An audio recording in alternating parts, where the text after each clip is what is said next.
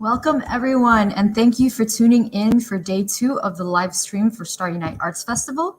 My name is Trisha Morales. My pronouns are she, her, and I'm a 1.5 generation proud Filipino American based in Houston, Texas. I organized for the Filipinx community, was part of the co-founding team for the Texas chapter of Unipro, also part of the OCA Arts and Storytelling Committee, and the co-director for Starry Nite Arts Fest. I'm going to hand it off to Albert to introduce himself. Everybody give a round of applause to Trish. Woo! Albert. Howdy, everybody. My name is Albert Tinay. I use he, him pronouns, and I'm a second generation Filipino American based in Austin, Texas. I'm a current 5th-year student at UT Austin and a current programs and advocacy intern at OCA Greater Houston.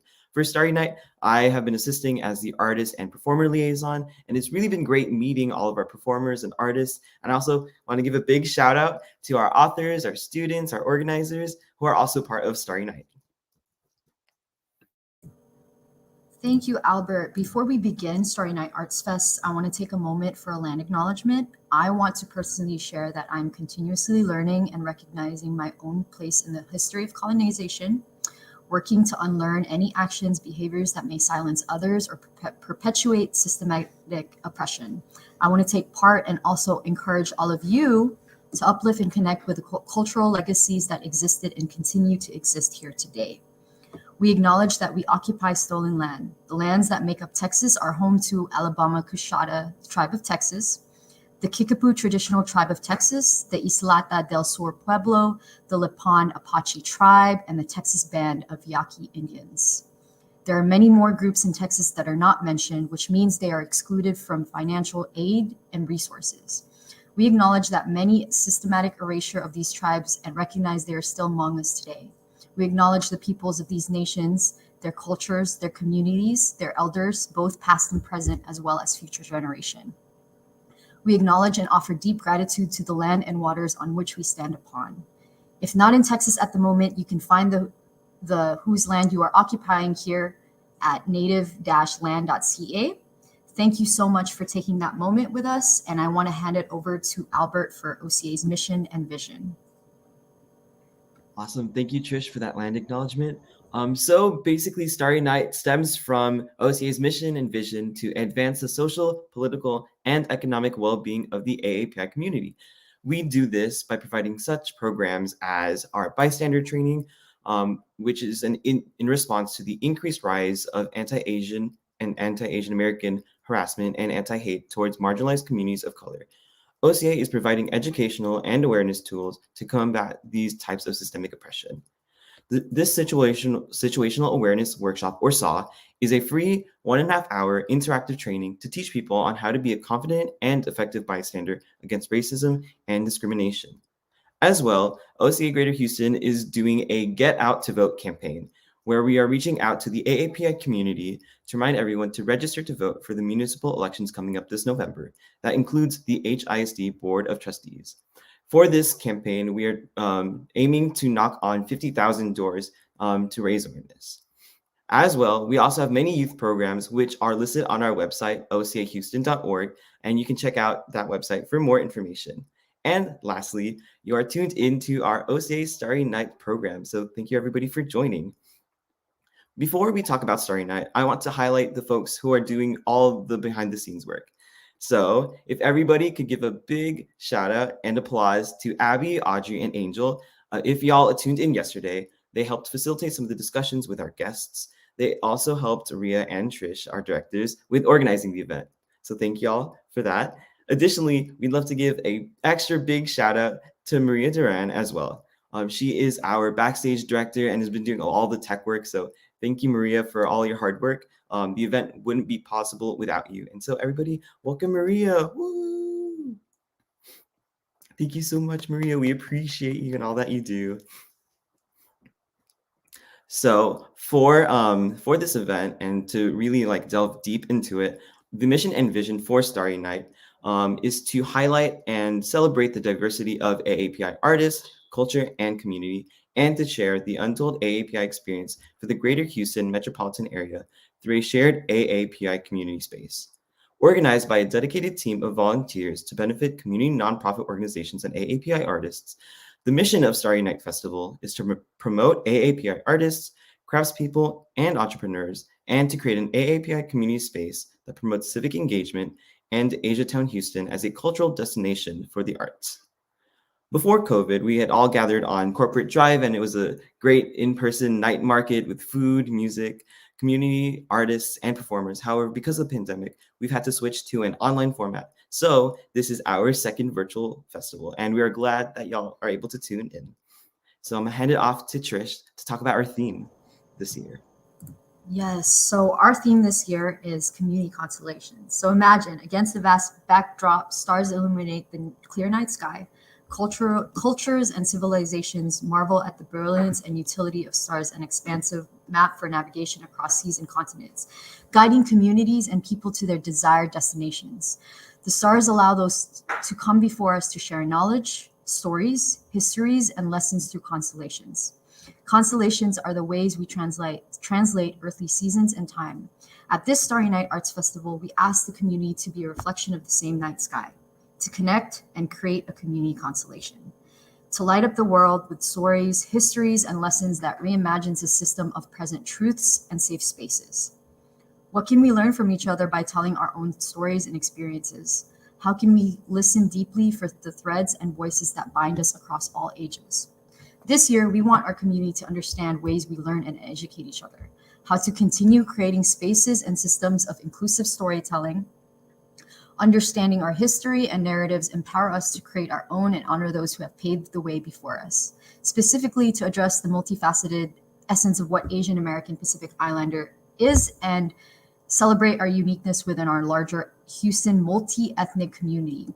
We hope this festival will inspire attendees to know that the power of their story lies within themselves and their community. We use the imagery of the movement of the multitude of constellations to highlight the stories and realities that exist beyond what we can see and currently know.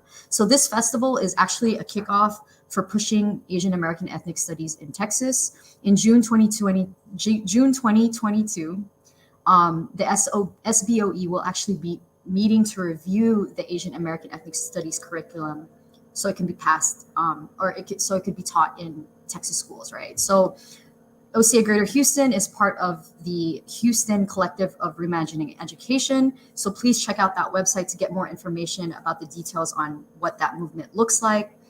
And again, throughout this festival, we will be discussing this movement and we will be highlighting youth and educators. So yeah, we are so excited for everyone in this lineup, y'all. Tonight, tomorrow, and Sunday, we have workshops, artist talks, panels, Q&A, just a wonderful lineup. So, and as well as we have film screenings happening as well. So the first film screening is American Revolutionary, The Evolution of Grace Lee Boggs. This documentary takes us into Boggs' lifetime of vital thinking and action, traversing the major U.S. social movements of the last century, from labor to civil rights to Black power, feminism, the Asian American and environmental justice movements, and beyond. We will also be screening a second documentary, which is very relevant to Houston's history.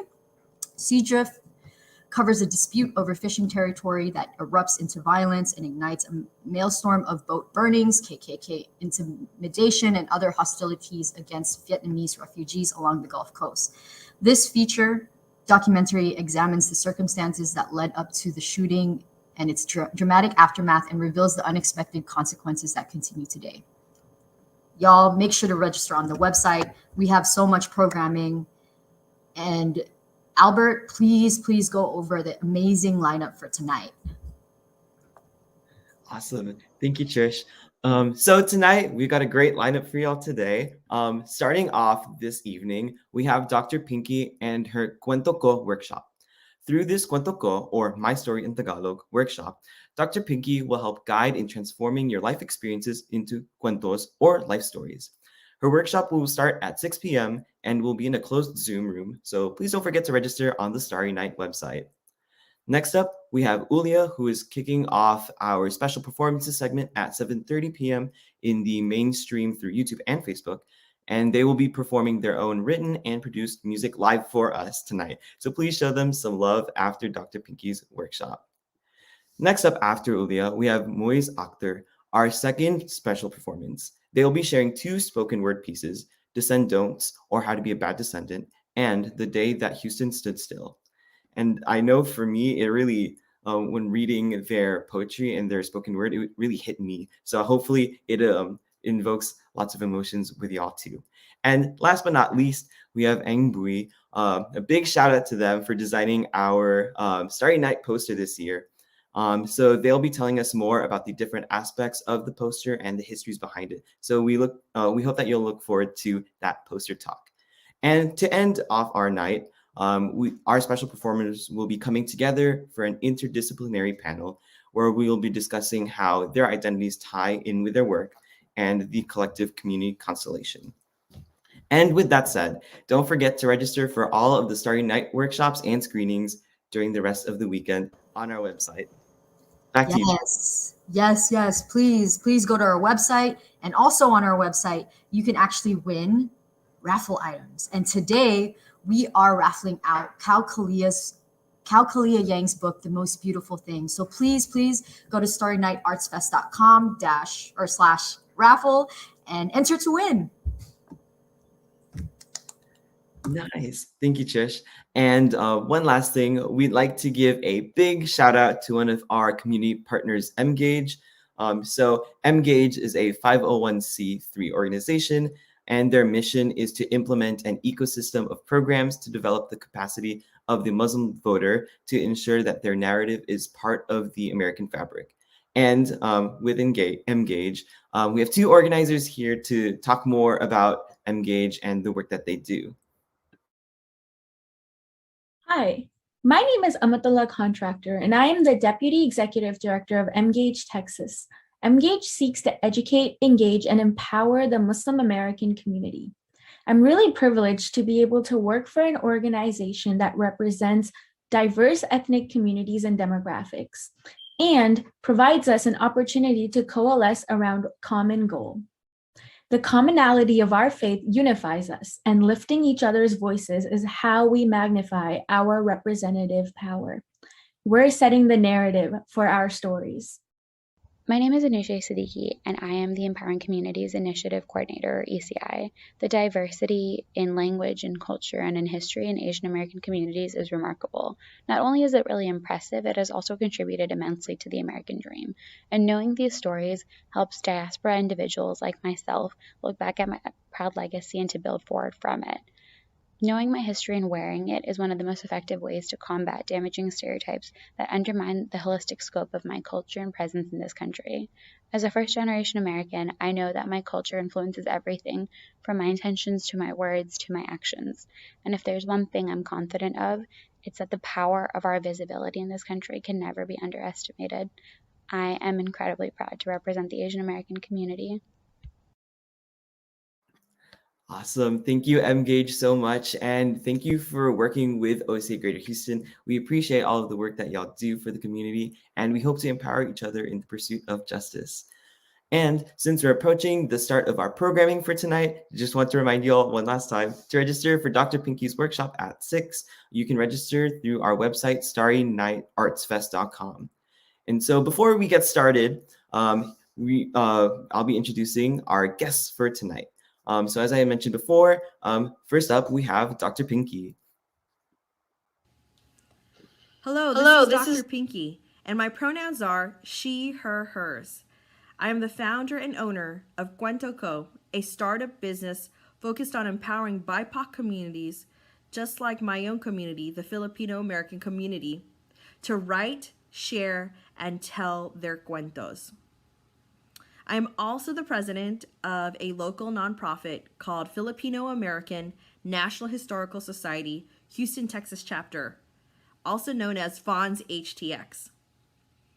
I am very excited to be participating in Starry Nite Arts Festival 2021, and I am based here in this lovely city of Houston, Texas. And how does my work create a constellation across communities? And how is knowing my Asian American history, education, and stories important to me? Well, these 2 questions are at the core of what we do in Cuento Co.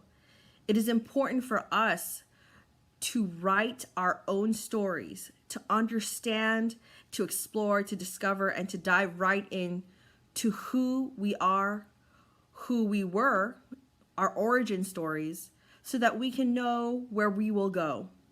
There's a saying in our culture, if you don't know your history, then you don't know yourself. But if you know your history, then you know yourself. And so when we all write, share our stories, our cuentos, then we'll be able to connect with each other and understand each other's differences and celebrate our similarities and connect together, just like the stars connect together into a beautiful constellation, creating a community, a collective constellation of cuentos. And so I hope you all can join me in my workshop on September 24th, focused on cuento constellations, mapping out your life stories, so we can dive a little deeper around that. I just want to give a shout out to all of OCA Greater Houston and for everyone organizing Starry Nite Arts Festival for highlighting our artists, youth, grassroots organizers, organizations, nonprofits, and businesses that support the community, as well as creating a space for folks like me to share our work, our stories, and our histories. Thank you very much, and see you at Starry Nite.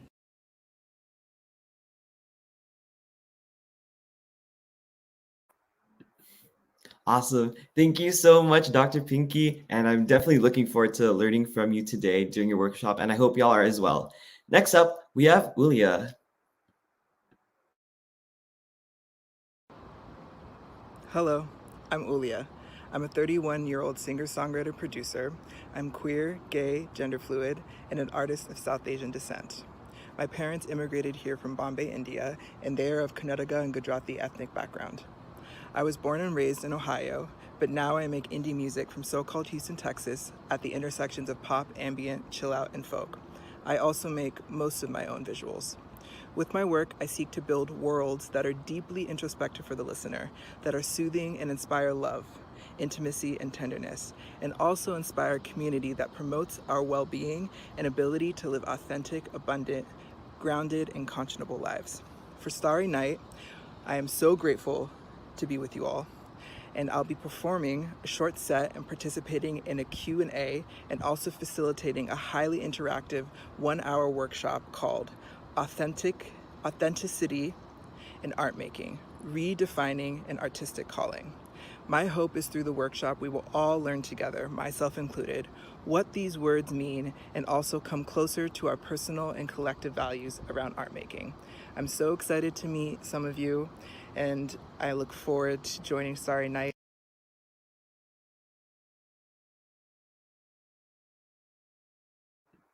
Thank you, ULIYA.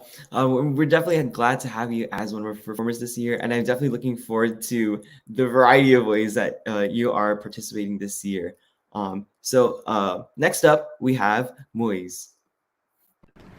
Hello, friends and friends-to-be. My name is MUIZZ, and my pronouns are they, them, theirs. I am a writer and editor who has traversed the realms of academia, strategic communications, nonprofit community organizations, and electoral campaigns. I currently work as an academic editor at a university and also freelance as an editor and researcher on the side. But what's more interesting is that I am the communications director at the Texas Data Quality Coalition, a coalition of community, health, and social justice organizations across Texas advocating for equitable public resource allocation via comprehensive and representative data analysis and policy change. I was born, raised, and am currently based in Houston, Texas. My work is always, as I see it, a co-production with my environment and community, whether it's PowerPoint comedy on US presidents, a zine on the power of fan fiction, or an op-ed about the importance of data disaggregation and health policy. I'm always trying to first educate myself, both by challenging my own preconceived notions and really grappling with a particular topic. When I feel like I've come to some sort of answer, Rather than passing that answer off as truth to others, I try to share my process in hopes that it will help other people with their own journeys of finding their own unique answers. On that note, for me, learning about Asian American history has been about much more than just having a better sense of how we got to this continent. I think it's a wholesale rejection of this notion of history as this grand linear narrative of great white men doing things and bringing us to where we are today. I believe history has to be about each and every one of us, in our own way, communicating with those who came before us and those who will come after us. So if we're to implement a proper Asian American Studies curriculum in places like Houston and Texas, we can't just give big textbooks, yes, this is a thing, another way to cash in. We also need to teach students how to do history, such as through performing oral history projects with elders in their communities. That brings me to the main event. I have written 2 spoken words that I plan to perform for y'all. Think of them as the appetizer and the main dish. And yes, I'm definitely hungry right now. The appetizer is about something many of us all over the so-called United States of America, but especially here in Houston, confront every single day. That will unfortunately get worse and worse in the coming decades, specifically automobile traffic and the nightmare reality of a car-dominated, sprawling suburban hellscape. I want to consider what has it done to us. The main dish is something I really struggled to compose over this last month. When we look up to the night sky and see our ancestors in the stars, what do you suppose they see from their end? Are we doing a good enough job as their descendants to carry on their heritage or legacies? And more fundamentally, what does it even mean to be a good descendant? I hope y'all will join me in thinking about yourselves as descendants and what being a good or bad descendant means to you. As a final note, I want to give a shout out to my friends and family for their support. You know who you are, and I wouldn't be here without you. I also want to give a shout out to OCA Greater Houston, and specifically the wonderful staff of the Starry Nite Arts Festival for creating a platform to highlight all sorts of members in our community, such as artists, youth, and grassroots organizers. Y'all are doing the most important work of bringing us together, and I hope y'all can get some much needed and well-deserved rest after this festival concludes. Thank you.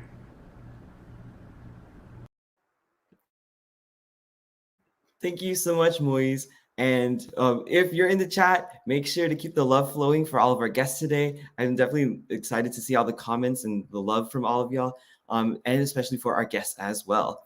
Hopefully, y'all are excited as I am for their spoken word performance later. And last but not least for today, we have our wonderful poster designer, Ing, who will be introducing during their poster talk. So stay tuned. If y'all haven't seen the poster, or if y'all have seen the poster design for this year's Starry Nite Festival, show some love in the chat. Hopefully, y'all are excited for all the discussion we'll be having today with our guests. And now we'll be transitioning over to Dr. Pinky's workshop. So again, if you haven't registered, please make sure to go on the Starry Nite website so you can get access to the Zoom link. See y'all at the workshop.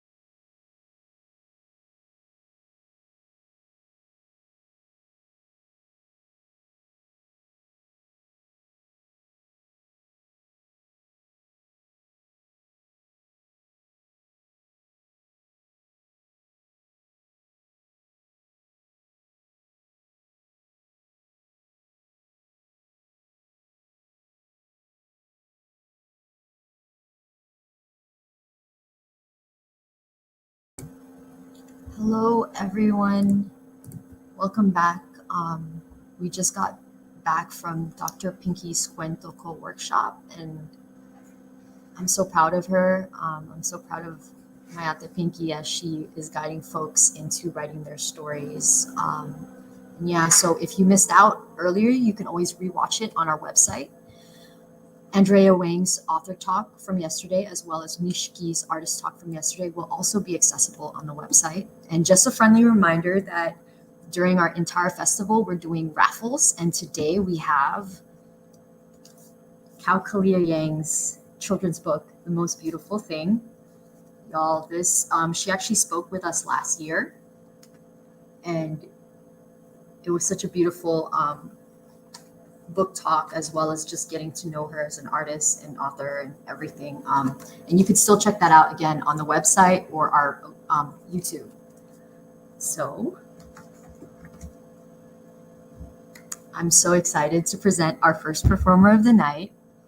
ULIYA records, produces, and mix engineers all their own music and builds worlds. They inspire love, intimacy, tenderness, promotes self-reflection, spaces of possibilities, and transports you, the listener, to a meditative, dreamlike sanctuary. During the entire planning process of this festival, I actually listened to ULIYA's music to help me go through it. So please, everyone, lean into ULIYA's beautiful voice and spirit.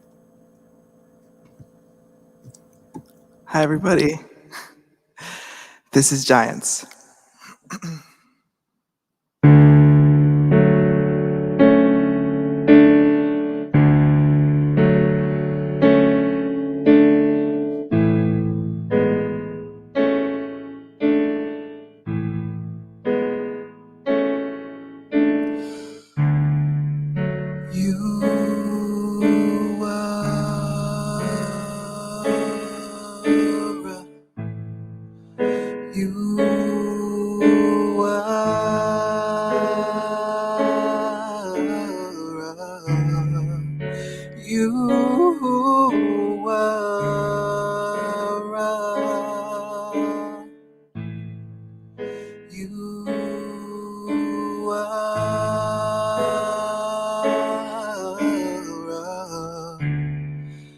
You were a giant,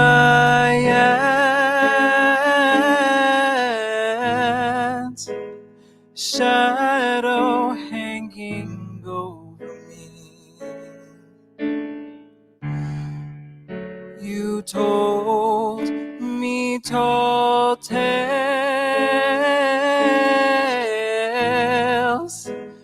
legends filled with fantasy. Let me be. Let me be free.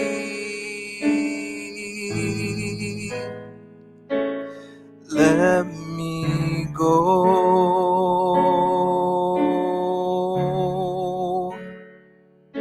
out on my own.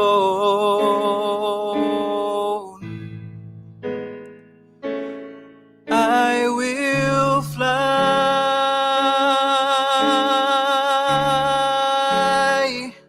I will soar.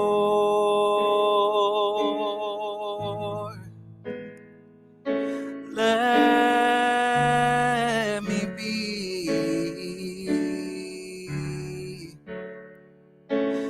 Let me be.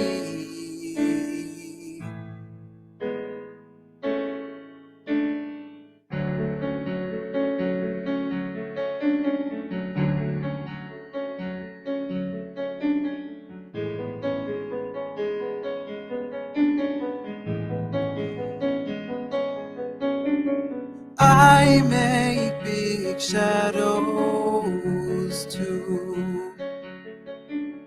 I make big shadows too. I make big shadows too. I make big shadows too. Oh.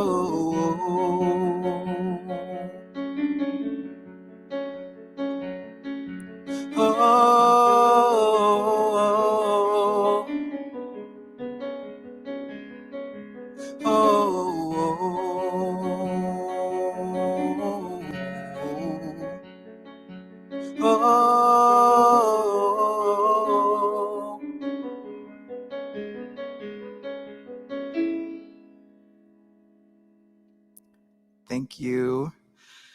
This next one is called Ocean. It's featuring my friend Zave A, but Zave A is in New York City, so they've graciously let me sing their verse for them. So this one's called Ocean. Ooh, ah, ooh, ah.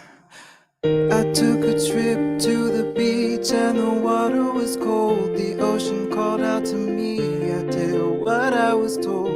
Diving under, no, they tried to hide from the waves, but they always found me. A smell, a sight, a touch, a sound drags me like a riptide. Back in time, I sink, I'm bound to memories I can't fight. Then I remember I am the ocean. All these waves come out of me, and I hold them. All these drops of memories, I am vast and unexplored, full of life and so much more. I am the ocean, I go deep. I made a house on a hill way, way up high, 1,000 miles from the coast, thought I'd always be dry.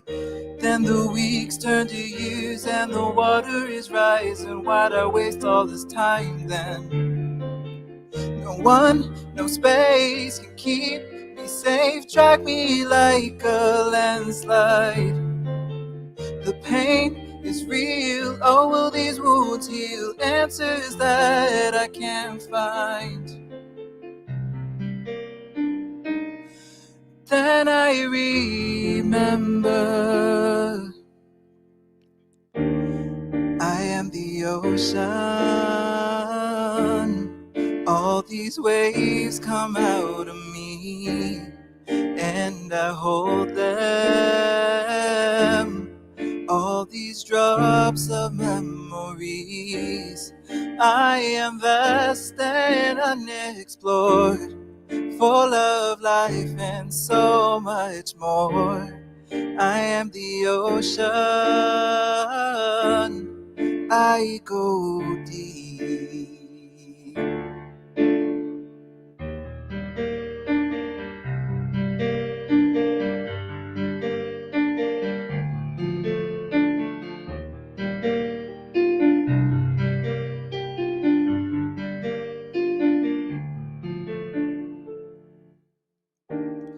I am the ocean.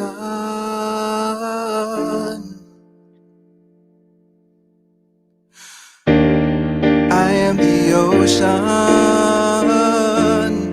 All these waves come out of me, and I hold them. All these drops of memories, I am vast and unexplored, full of life and so much more. I am the ocean, I go deep.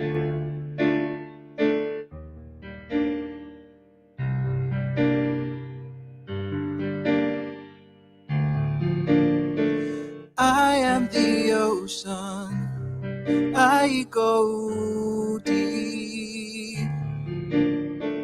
I am the ocean, I go deep.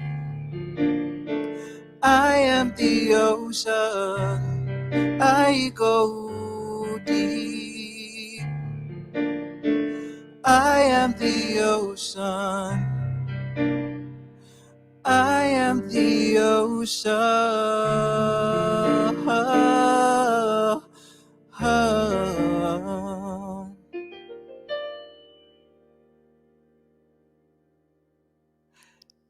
Thank you, everybody. Thank you so much.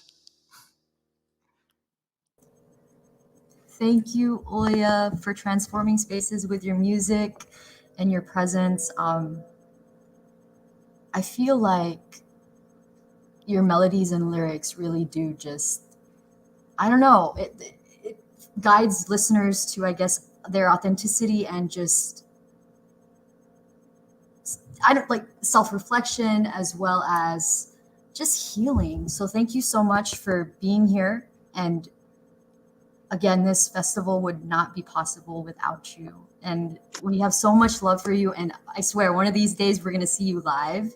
And I'm so excited for that. And you know, everyone tuning in right now, ULIYA will also be hosting a workshop tomorrow from 3 to 4 p.m. called Authenticity in Art Making, Redefining an Artistic Calling. So please visit the website and register.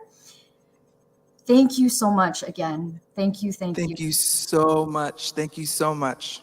Thank you. I'm so glad to be here.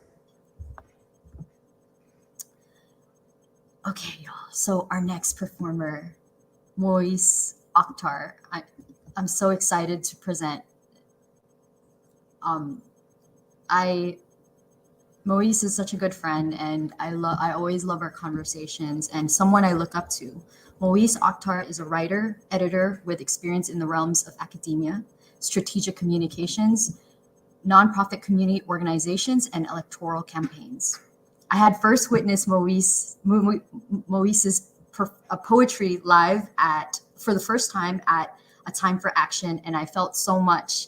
And I feel like they should be performing more often because their words are so powerful and healing and just so relevant in the times that we're in. So I'm so excited to hear their new poems, and I'm so proud of you and all the work that you do for the community. Everyone, welcome MUIZZ AKHTAR. Thank you so much for the kind introduction, Trish. I'm always happy to be able to share space with you and the others, and it's good to see you all tonight on this wonderful starry night. I have 2 spoken words for y'all. The first one is going to be about something many of us here in Houston, maybe some of you all in other places as well, are all too familiar with: driving. The day that Houston stood still. You have come to a stop. No, that's not quite right. You didn't cease movement. There was never any movement to begin with. There's no way to move to and from on this road. Newton's laws seem to be irrelevant in a place that knows no action or reaction.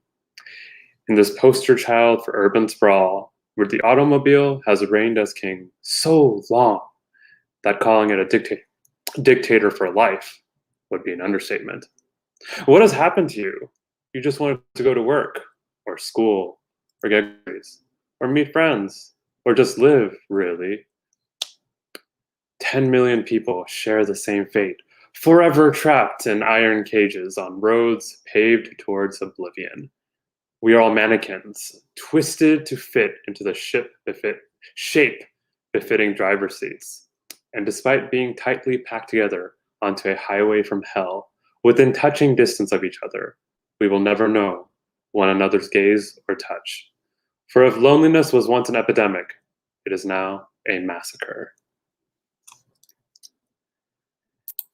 And for my main piece, related to the theme of this festival, I just want you all to think about our relationships with our ancestors, the people who came before us, and also think about the people who are going to come after us.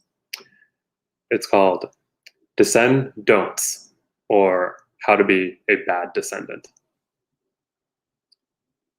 What happened next? I urged my grandfather, perplexed, with a phone recording his words and a notebook recording his voice.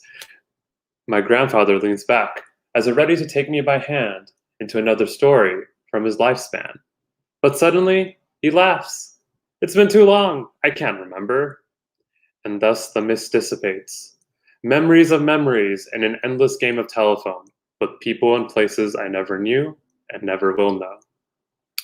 A few years ago, I learned about the concept of oral history, where we collect the audio, video, and written word of those who wish to have their memories molded into bowls choke full with history, vases overflowing with antiquity, pots brimming with legacy, all to be passed down as artifacts, care packages that slides straight into the DMs of future generations.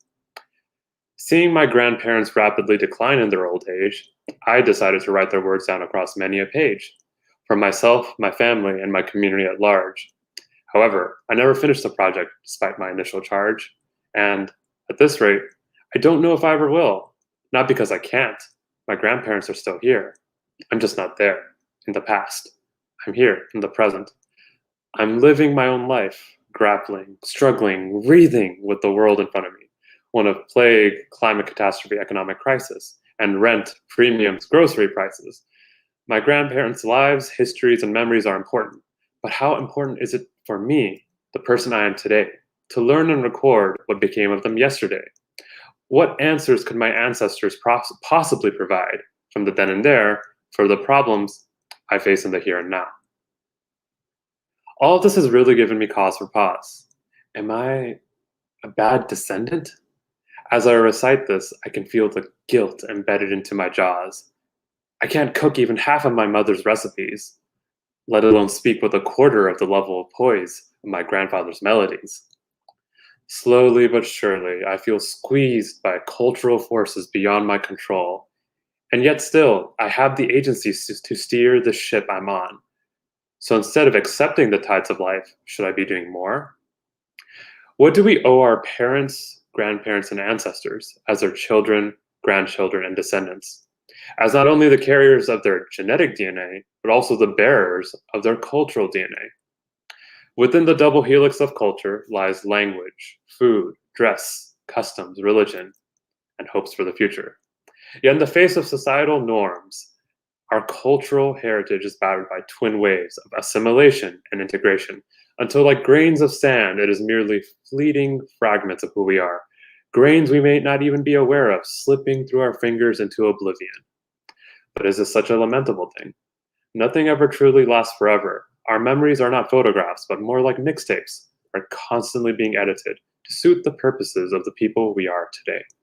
Just like how our genetic DNA shifts and changes in this never-ending dance of evolution, so too does our cultural heritage make revolutions. I can't make or cook all the things my mother can, but I've also learned what I could and incorporated new ideas and habits from my friends' life and neighborhood, including things my ancestors could never have even fathomed. So maybe it's enough to descend in the way I have, as an apple that fell far from its tree, but en route to making my own set of roots and living all the more free. Truly and honestly, it is lost to history what my ancestors would have wanted for their progeny. But what I know for now is that as successive generations, we are because they were. And we got to hand it to them for that.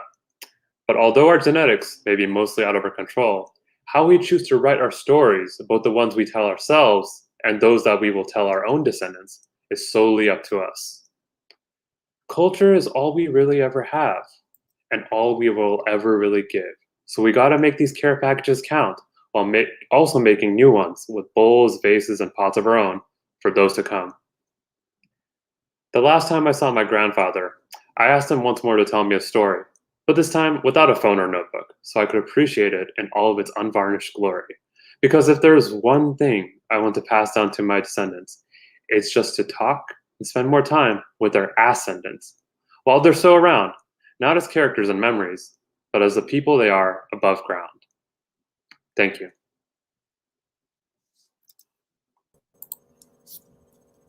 Thank you so much for being here. I'm so proud of you. I love it. I love your work. Thank you for being here and agreeing to just again perform. And yeah, but before you go, I want to ask you a question about your second piece. You mentioned ancestors passing down care packages. What did you mean, and why did you describe that in that way? Yeah, I think of care packages as this thing filled with intention and all sorts of emotions, love and care above all, right? But when we receive care packages, maybe they have things we don't necessarily like or want to keep, right? Maybe some things we'll keep and incorporate into our lives. Some things we'll actually use. Maybe some things we'll never touch. We'll let them gather dust, or maybe we'll just straight up throw away. I think of culture like that. I feel like we're always given things that we may not have necessarily chosen, and it's kind of up to us to do what we want with it, make of it as we will, right? And so that's why I kind of came to this metaphor of care packages, because I feel like it's just that iconic thing. Like, I feel like we're all in a way really removed from our ancestors, right? But we still have that connection. And I think that connection is our care package, our culture. So that's kind of how I came to it. That's beautiful. I feel like just in general, one of the things, reflective things last year because of COVID and everything that was happening is what does care actually mean to me? And what kind of care do I need, as well as my friends' needs, my parents' needs, and again, passing that down through different generations of what then defines what culture is, like you said. So thank you again for being here. We are going to talk more, or Albert will be talking more with you in the panel. Thank you so much. Thank you for having me. I'll see you later. All right, y'all. So up next, another amazing artist. I'm so grateful because they created this year's illustration for the community constellation theme. Bui is an artist that uses art to investigate their body experiences and desires as they fall into tension with dominant constructions of nationhood, race, and gender. Please support Ang at angbuiart.com, and let's welcome Ang.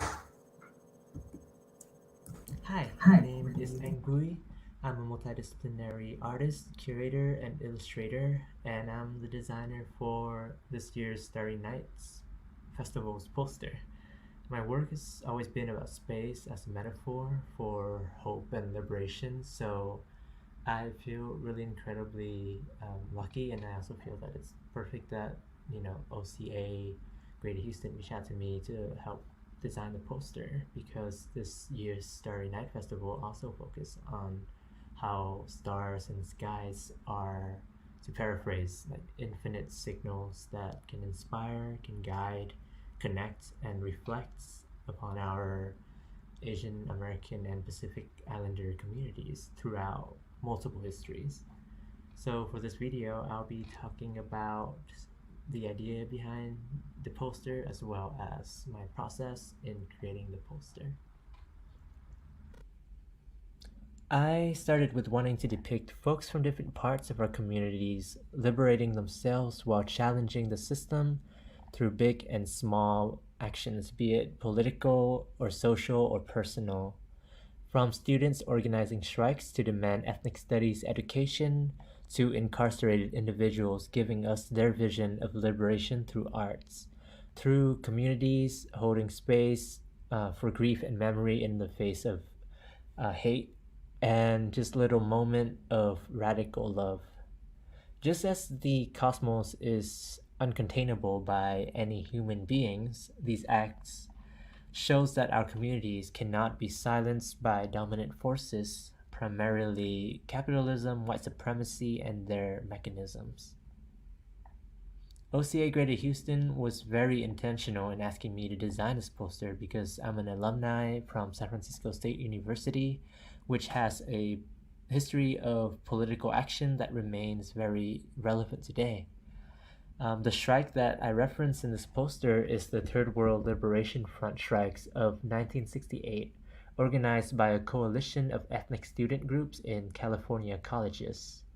The strike began in San Francisco State University in response to the college's Eurocentric education, the lack of BIPOC faculty and students, and many other failures to support BIPOC political action. The strike began with organizing efforts by the Black Student Union, who were joined by the Third World Liberation Front, made up of a coalition of ethnic student groups, such as the Intercollegiate Chinese for Social Action, Philippine American Collegiate Endeavor, Mexican American Student Confederation, the Native American Students Union, the Asian American Political Alliance, and more. The Third World Liberation Front strikes would be the longest strike by students at an academic institution in the United States. It lasted 4.5 months, and the strike was instrumental in establishing ethnic studies and other identity-related studies major across the United States. Today, as I look up at the same constellation as these students and organizer and activists have, I am reminded that we are continuing their fight. This fight is no better exemplified by the Texas Bill 3979, which limits the teaching of critical race theory in our school. And our state Senate and our governor, Greg Abbott, has approved this bill in order to whitewash the white supremacist history of America. I continue to learn from the strategies and direct actions of these students and organizers, particularly how they come together in solidarity with one another, different coalition, different ethnic groups, to fight against white supremacy, and I hope to put that in my own practice.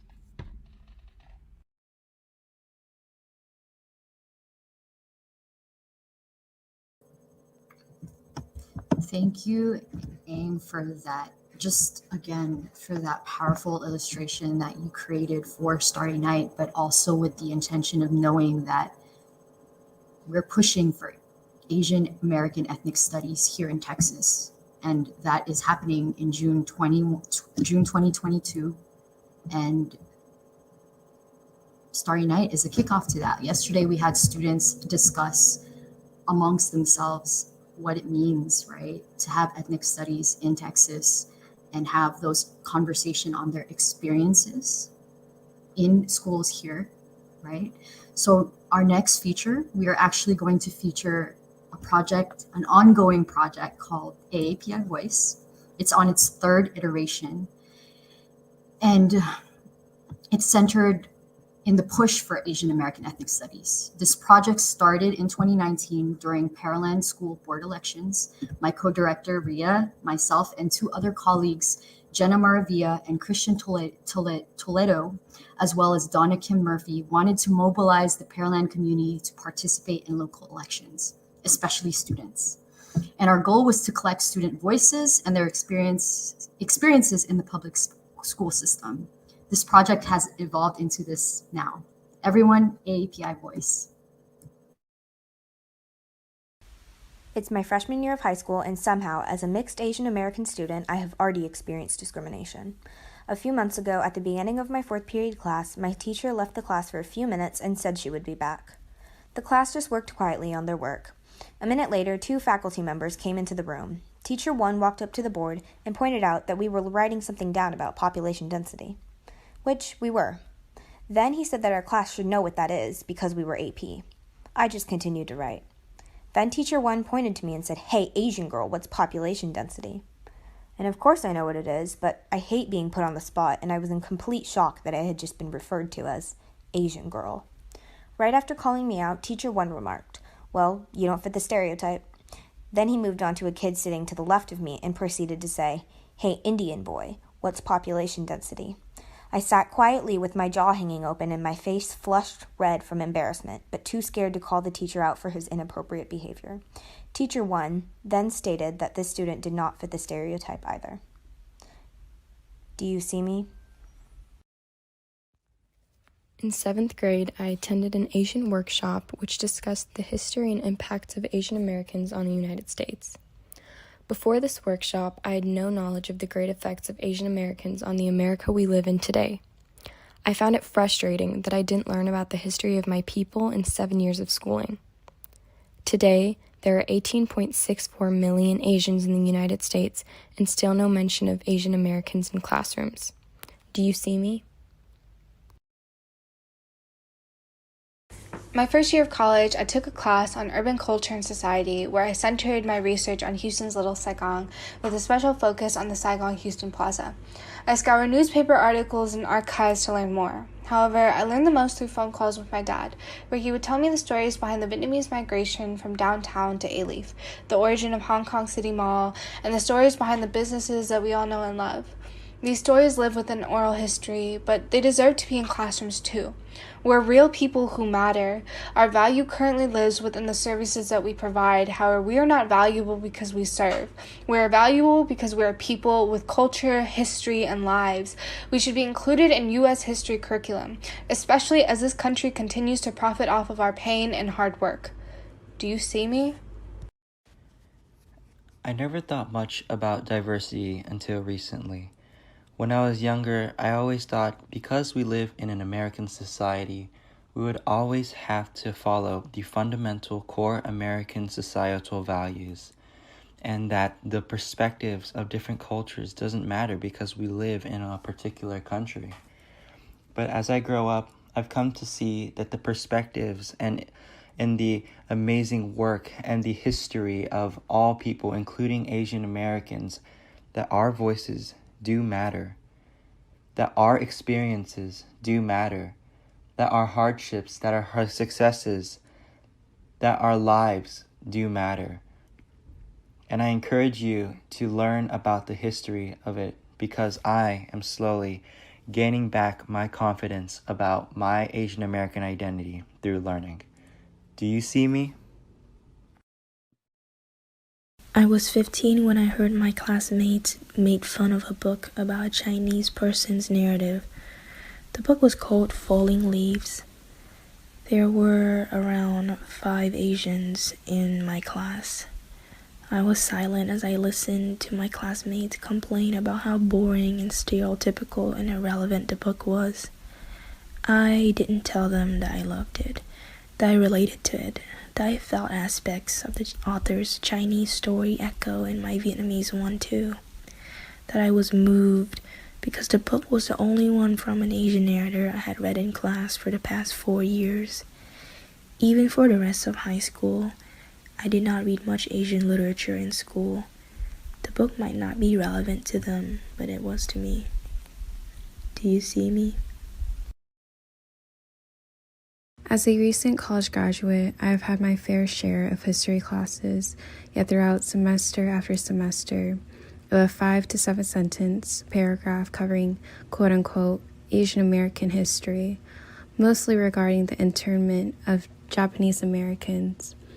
I began wondering in high school, why are our ancestors' footprints not being learned about in depth, about within American history, and yet I am called quote-unquote Asian American, specifically Filipino American. Our present will turn to the future's history, and I really do want to ask, until when will our history as Asian Americans be negated out of the classroom? Be negated out of the discussion? Do you see me? In world geography class, we had a unit over immigration. We discussed what it was, reasons for it, and we talked about the Europeans who came to Ellis Island, which is a good example and an important topic, but I would expect a world geography class to go much further and use even more examples and diverser examples. We cannot forget about all the Asians who have migrated here and are still migrating here. They are the fastest growing population in the U.S., and they are playing such important roles in jobs for our nation. Asian migration is very important and should be talked about. I was frustrated to see the lack of discussion over Asians in our world geography class. Do you see me? I was still small enough to fit in the shopping cart. My mom turned away to get groceries, and the little girl next to me tilted her head at me, confused.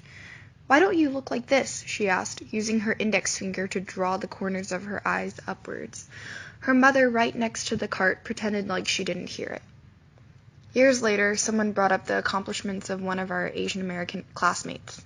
Another classmate dismissed his accomplishments. "Well, yeah, of course he did well. He's Asian," he said, effectively diminishing his accomplishment to nothing. In middle school, a friend and I were complaining about the high costs related to being in band. She cut the conversation short by stating, "But Asians are all rich, so you aren't worried about this." We are not a monolith, and we are not a stereotype. We are deserving of credit, respect, and individual recognition. Do you see me? When I was in high school, I took my first American history class covering content from 1492 to the present day. I never saw any mention of South Asian Americans like myself, and for that matter, Asian Americans within the first half of the course. But I figured that I would at least have 4 or 5 mentions of Asian Americans, one of which would include South Asian Americans in the second half of the course. I was wrong on both counts, and as I reached the end of the school year, I grew concerned that I would never have the opportunity to learn about these groups in class. One day, I expressed this sentiment to my U.S. history teacher, to which he responded, "Your people and history don't matter in this country." I can't remember much else about our interaction, other than feeling distraught from it. But since that incident, I've feared that I could never learn about the history of my racial and ethnic groups in America in a classroom, and that I could be erased from U.S. history in the future. Do you see me? Do you see me?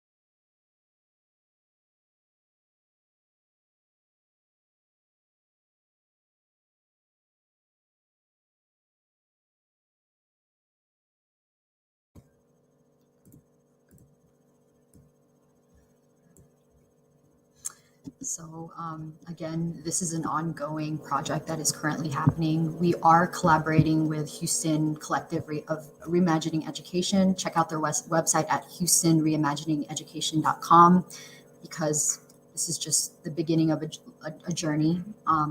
So whether we are AAPI or not, we're all able to come together in solidarity to identify what issues harm our communities and how to advocate for ourselves and those whose voices are often not heard.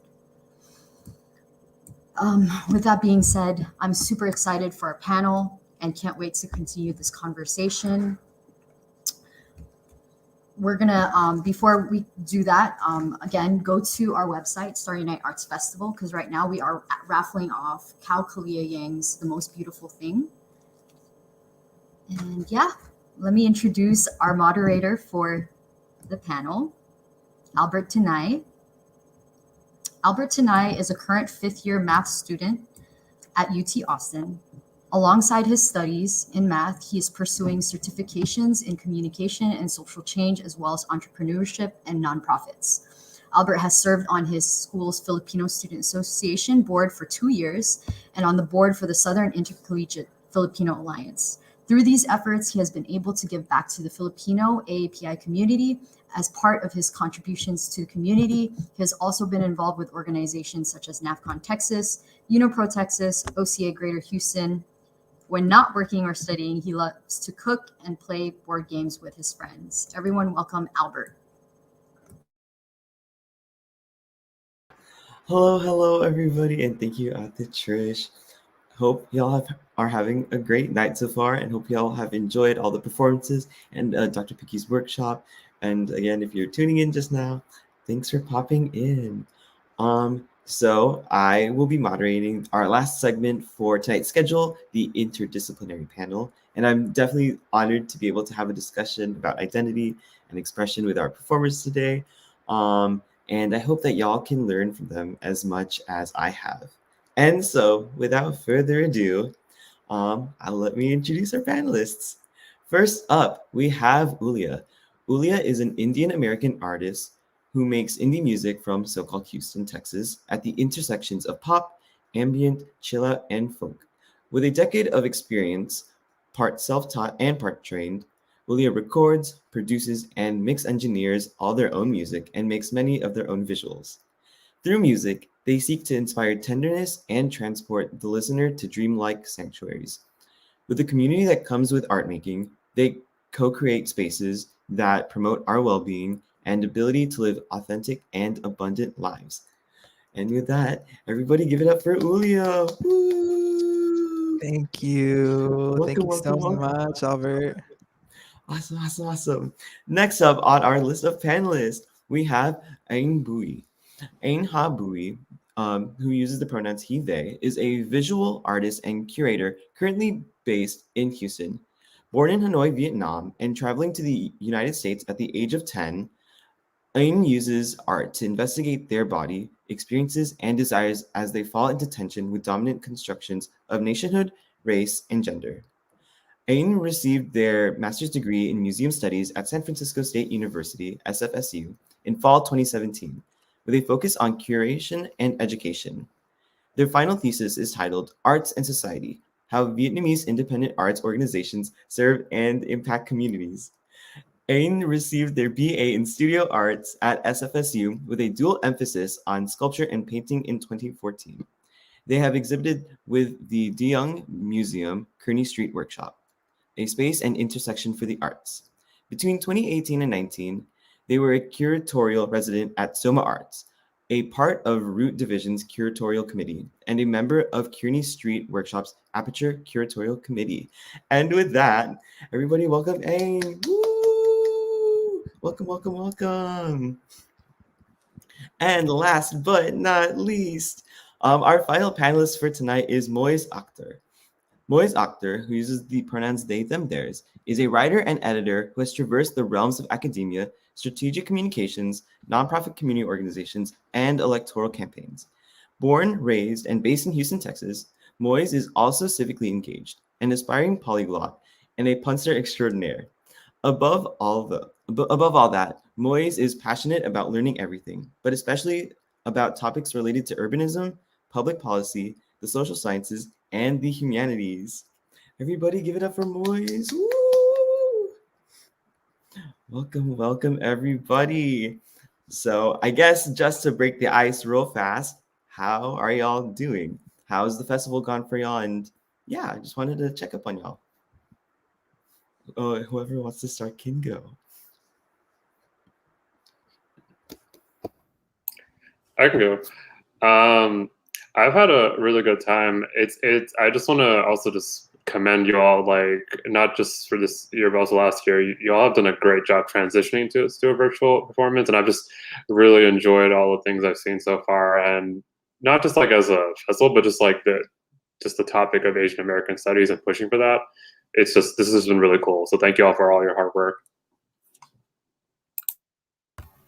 Yeah, I feel the same. I'm very happy to be a part of this panel, and all of your performances before was really inspiring, and also to hear all these students and talking about Asian American studies is super inspiring as well. It's something that I think we'll talk about it later, but that I didn't grow up having. So to hear folks younger than me being really like organizing and stuff, it's super inspiring for me. Yes, ditto. I'm so glad to be here. I'm so grateful to be in this space with you all.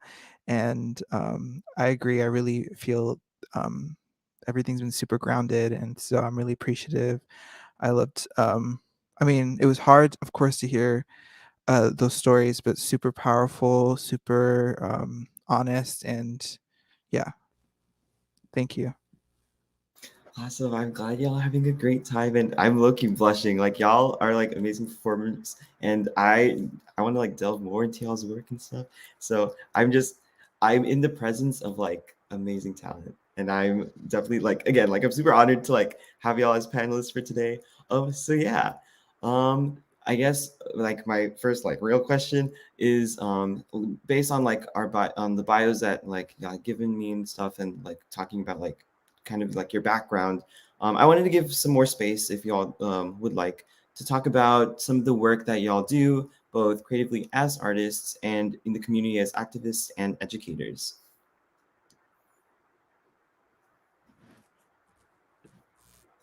I can go first. So most of the early part of my art practice has been really to center myself and center my experience as a Vietnamese in America, an immigrant, a queer, neurodivergent person. And it's always been a way for me to like figure out myself and express myself in ways that I found difficult through other modes of communication. And I think by that, there's always a political edge to it, but at the same time, it's very personal. More recently, I've moved more toward making illustrations and comic book as a form of storytelling, because I wanted to tell stories that are beyond my internal sense of self. And of course, there's always going to be myself in it, but and also kind of making work that are a little bit more accessible through internets, through zines and prints.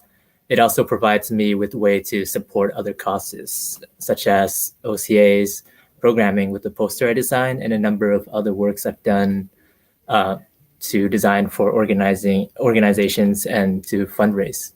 And as a curator, my goal is always to support other artists in telling their community's story while creating a space where those communities can engage with social and political discourses.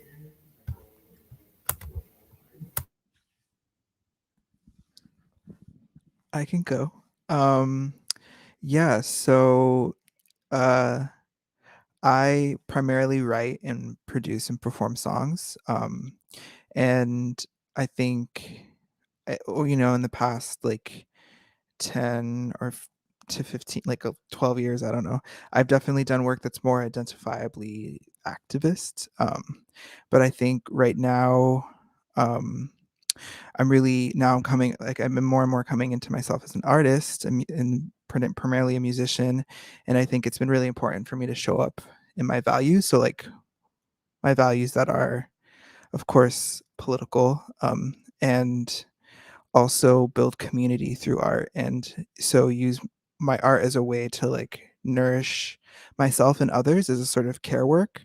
And so, I think, and so doing this, for example, is like very much aligned with what I want to be doing is building with people um and hopefully, yeah, just nourishing. And so I think that part about care work is important just because I think that doesn't always get seen as important work, because it's gendered and but it's still important work. And I do see the music I do as a type of care work.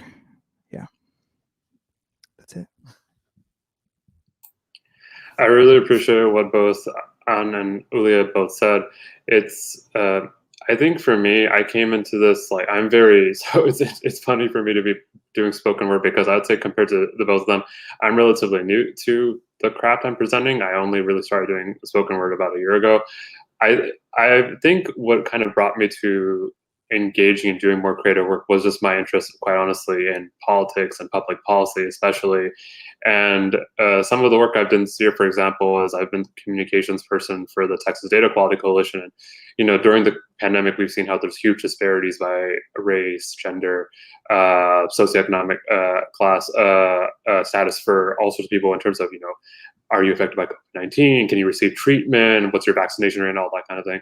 And to be honest, all that work has always, it's just kind of gone together for me. It's just to take my two spoken words, for example. My first one is just related to how much I hate our urban planning in the city, right? And then the second one, so I think part of it is that, but another is like, I think I really also relate to that. It's kind of both the political and personal, or sorry, the personal is always political, right? But it's also this personal struggle, right? I honestly, in thinking about education, because, being engaged in organizing or activist work, so much of, I think, what you encounter, whether people who are quote unquote on your side or not on your side, people have told themselves certain stories or have come to believe certain stories, right? So I think it's so important that we don't neglect this part of being in a community. And I agree with ULIYA, it's absolutely care work, and it has been gendered for the longest time.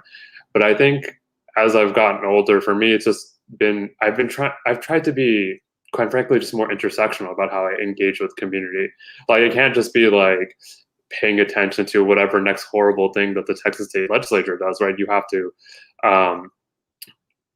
I read this really interesting thing recently. I feel like a lot of people, not to generalize, but I feel like for a lot of people, there's this deep sense of nihilism because of all the issues, like climate catastrophe, the plague, and all this stuff.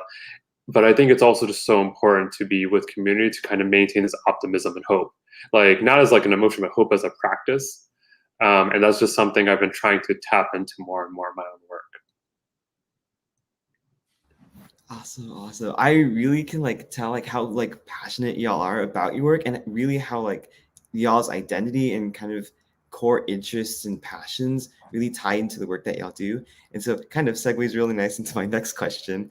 So personally for me as a Filipino American, I've had to deal with a lot of like identity crises, both like dealing with like my Filipino-ness and also being American, and like dealing with a bunch of like intersectional identities. And I don't know, that's just been a real interesting journey like the past couple of years.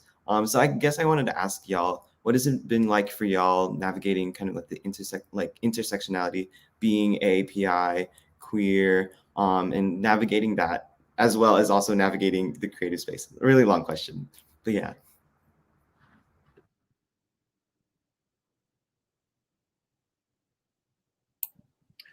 I can go first since I went last time, but you know, I think for me it's, so on one hand it's been a little tough. How do I put it? I feel like kind of like what the students were talking about in the what y'all screened earlier about not being seen. I think so much of it is just having to, you know, go beyond like dominant narratives. Quite frankly, that means creating your own narratives, but also finding community with people who may who get that, who may also feel like they haven't been seen, and maybe sometimes I manifest in doing the work to kind of have so many thoughts about this topic. Sorry.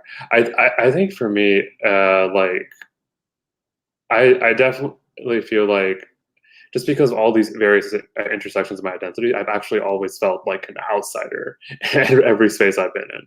Like, you know how in amongst the API community, there's that stereotype of being the perpetual foreigner. I almost kind of took that like as a given just because of all my different identities.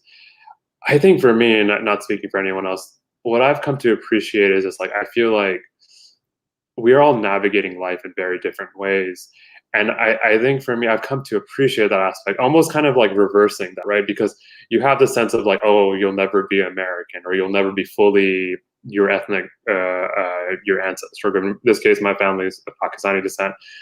But I think in a sense that's fine, because for me, I think it's all of these things, and it's also none of these things, right? It's like this weird mixture, and it's a work in progress. I'm even, all these years later, way out of school, I still feel these kind of things. Like I'm not entirely sure how I feel about my identity. So, I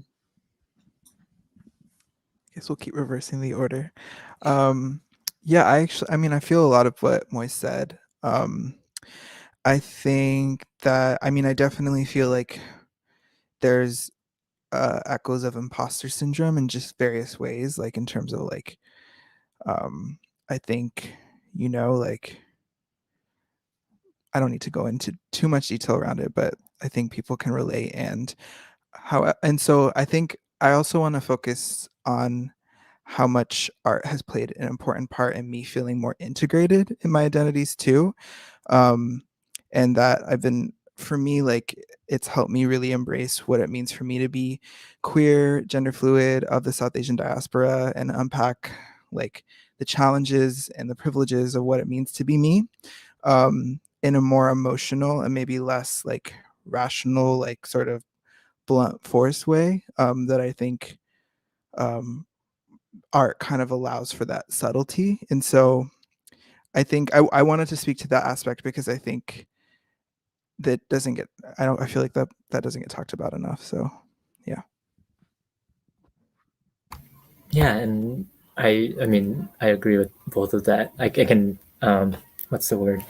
I can understand both of those feelings. Yeah, and to me, I think there's both sides to it. I've also felt very liberated through my work. You know, I've literally came out as genderqueer to my parents through an art piece that I did, even though they probably don't understand the full complexity of it, but to be able to just express that within the same space as my parents are in and see like the reaction of it, that's something that was really, fulfilling for me as a person.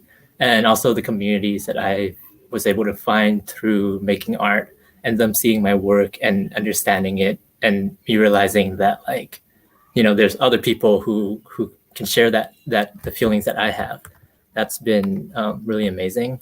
But at the same time, there is sometimes a lot of spaces that you navigate where like my work or me, as representation of myself, they might not be fully seen. Or, I work with a lot of art institutions, and a lot of time they're very like white adjacent or just white run. And I feel very protective of who I am and my work.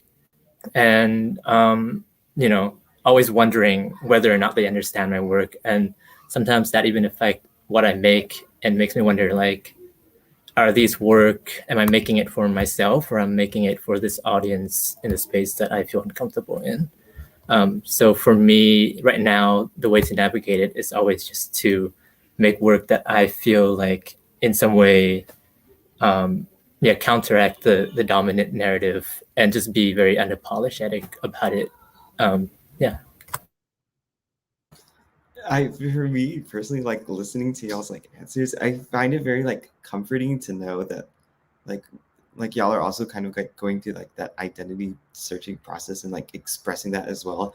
And like I don't know, I'm just kind of blushing because I'm like, I have role models to look up to now. Like how to like be creative. I mean, for me personally, I'm not really that creative, but like recently I've started like trying to get more into like learning how to cook, especially like Filipino food, because I definitely don't know how to cook. But yeah, like really how do I express kind of like my identity and stuff. So yeah, sorry, lots of rambling from me, but connecting to like the current discussion, and I think you like mentioned it a little bit, kind of like giving like advice. So I was wondering if y'all like had any more advice for anybody who's like pursuing careers in the creative field. What advice do you have for them, especially those who may come from underrepresented communities?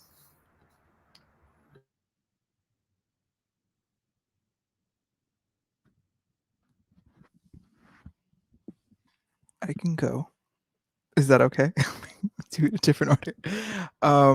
So I mean, I immediately when I heard this question, I immediately knew for me it's to build community and to find other artists, and to find people like other artists, but also people, creative people who are doing exactly what you do, like in your craft. And maybe you won't find people doing exactly what you're doing, but like, whether that's on social media or in your city, if you're not living somewhere where there's a lot of people who are doing what you're doing, online, and like people younger than you who are maybe still starting out, like people, your peers, people older than you. But I think for me, it's been like make or break to find people that like I can build genuine connection with, not just like, hey, I like what you're doing, can I pick your brain, but like, hey, like, who are you, can we get tea, how's your dog, like, like real questions about people's lives, and like not just about the art. But like I think those bonds are extremely important and like have kept me going.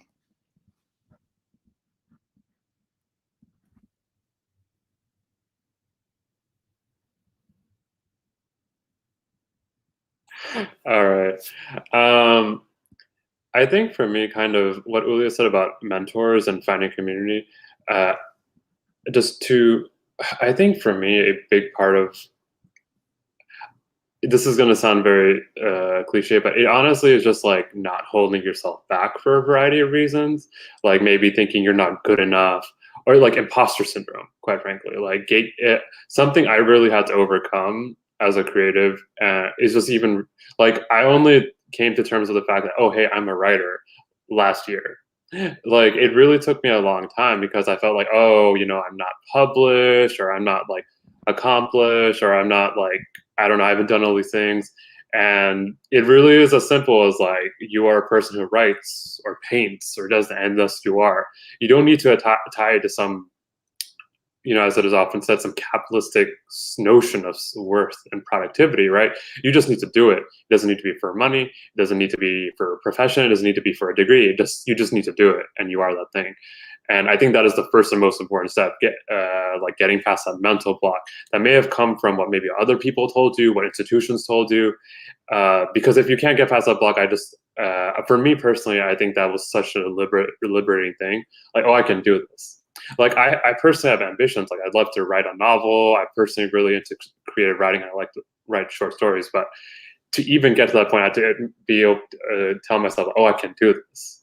So I think that's like the thing I'd say, because I'm getting into this, like I figure a lot of people in the audience are students or high school, college, and whatnot. I really want to encourage y'all. Everyone's in a different situation and environment, but there are a lot of resources there that personally I wasn't aware of until long after I graduated. And I really encourage you all, as cliche it is, to just search your interests. Because the truth of the matter is, like, for a variety of reasons, life, adulting, and whatnot, it does you can still do it. I think like what ULIYA said, you can always find community, you can get coffees with people, but make the most of your environment, even if it doesn't seem as obvious at first. And I think more often that people will be willing to help you. So yeah. Yeah, sorry, I was just processing a lot of what y'all are saying, so I didn't know what to say. But I just totally agree with that. And when it comes to like creating really deep connection with communities, that's something that I'm still trying to figure out.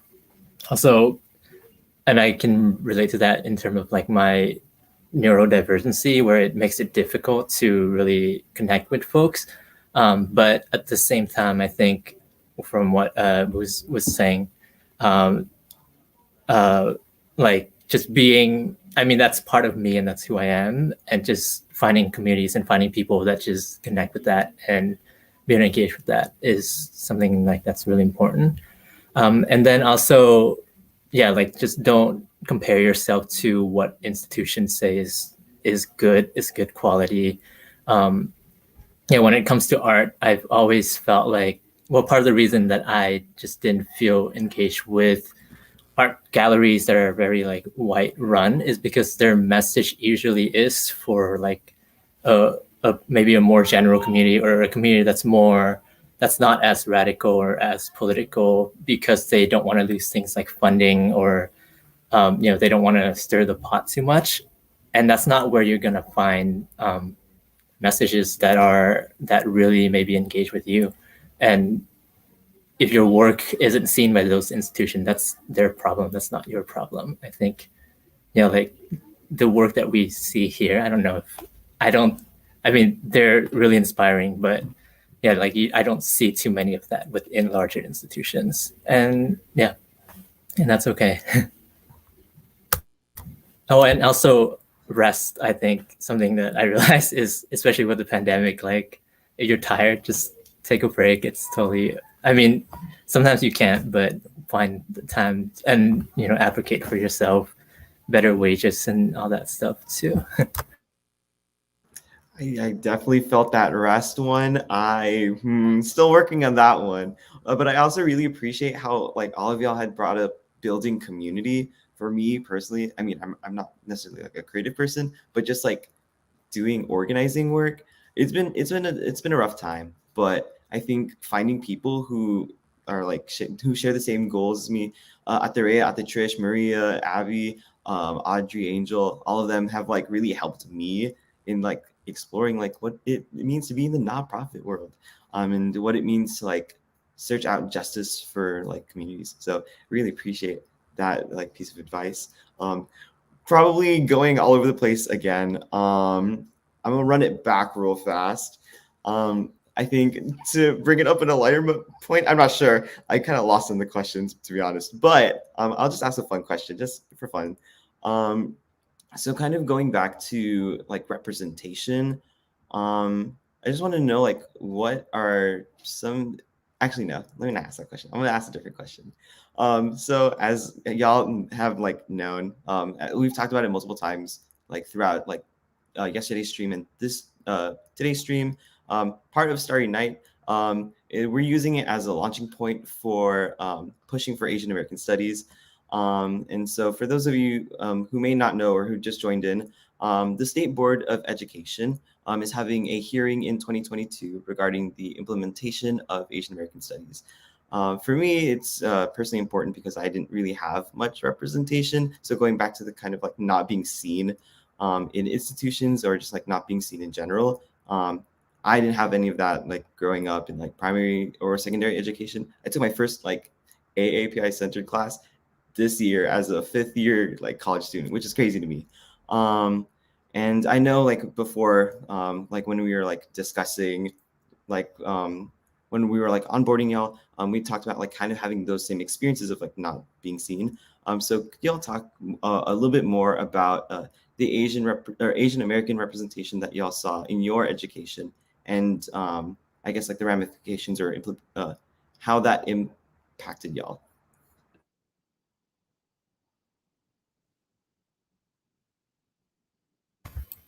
I can go first. Where did I have some notes on it, but I think, well, first, like I was saying earlier, I didn't have any education on AAPI history in America until I went to college, and that was around 2013, and that was like later year of my college as well. And that's when I started learning about white supremacy and their function and how they make up America. But even in those ethnic studies course, I didn't really learn too much about AAPI America. There were a few specific class, but I think, you know, within that history of activism and organizing and stuff, AAPI is definitely represented within the general story, and which is not to say that we shouldn't center Black and Indigenous and other POC stories, but I think just the way that white supremacy has racialized and categorized us into this monolith, it's meant to make us invisible. So it wasn't until I became close with very political AAPI artists and organizers that I learned about that history. And, you know, to me, to learn that history is, a lot of it is about survival, right? It's about,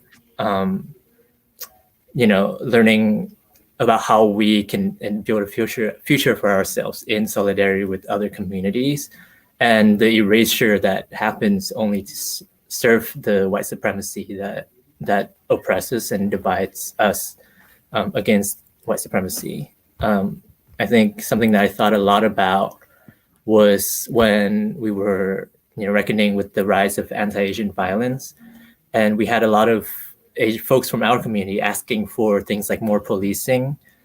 Like I think a lot about how that also come from the lack of AAPI history education, because within our history, like it's marred with, you know, history of police violence. It's marred with, you know, like the Japanese internment camps, right? That's initiated by police and the US military. And the way that, not just within our border, but the way that the US imperialized other countries in Asia, and the way that like the West create the East as the opposite of, you know, opposite of Westernness, and all the violence that has been committed to that to build the foundation for America. That's part of our history too. So I think to learn that history is to understand that like that was like policing and military isn't the way for our freedom.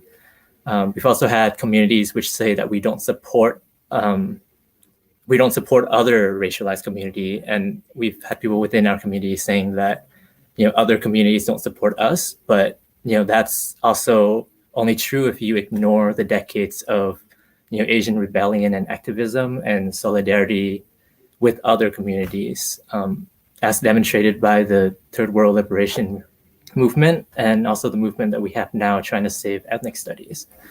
So I think it's really is for our survival. And I'm really glad that at least there's more of that now, but yeah, I hope that next year there's gonna be even more.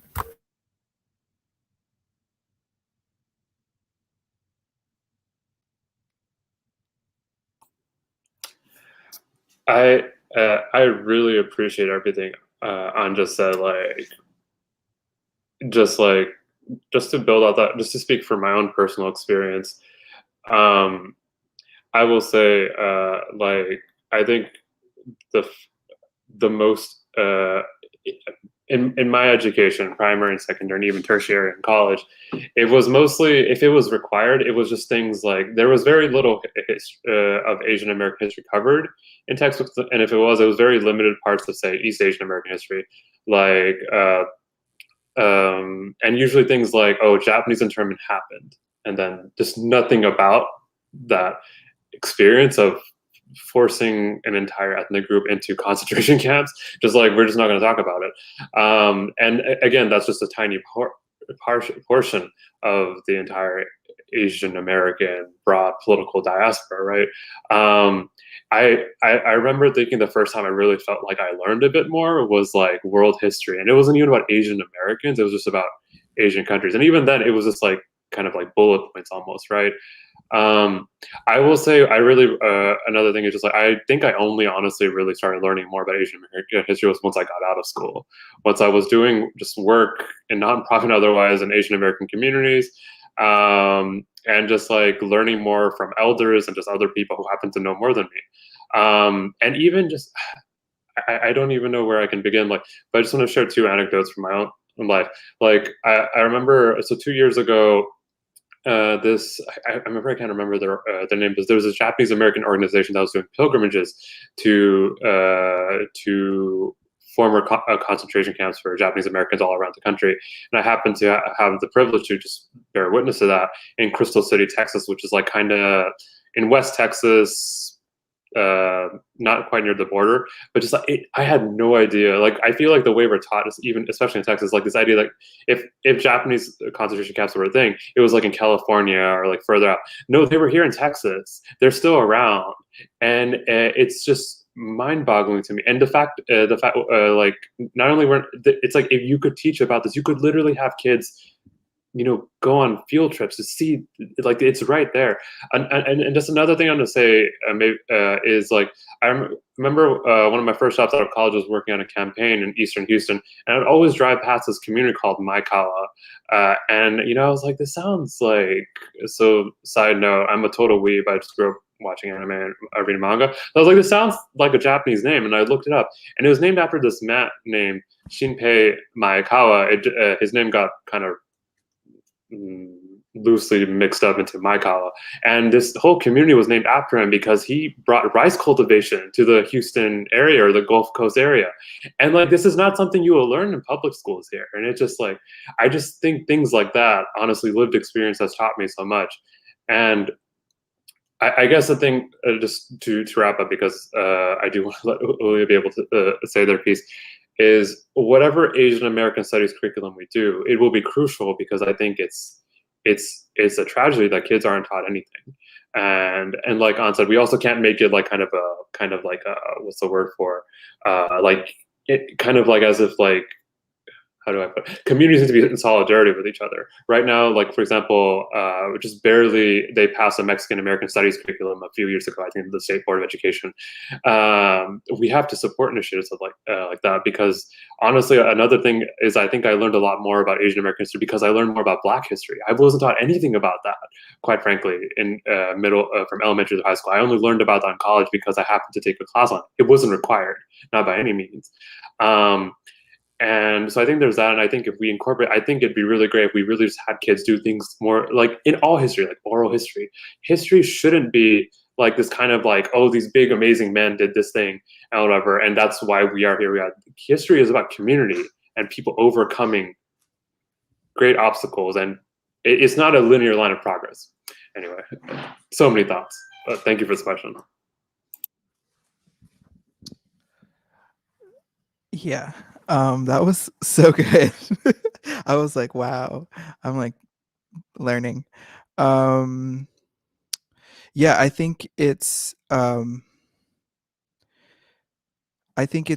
mean, it's pretty sad that I didn't go into, I went to college, but it's sad that I went into college not having like such a huge gaps in my understanding about who I am and who other people are. I mean, I think it's abysmal that like when I was growing up, at least I grew up in Ohio, Cincinnati, Ohio, but there's a lot of similarities with Texas. In some ways, probably harsher.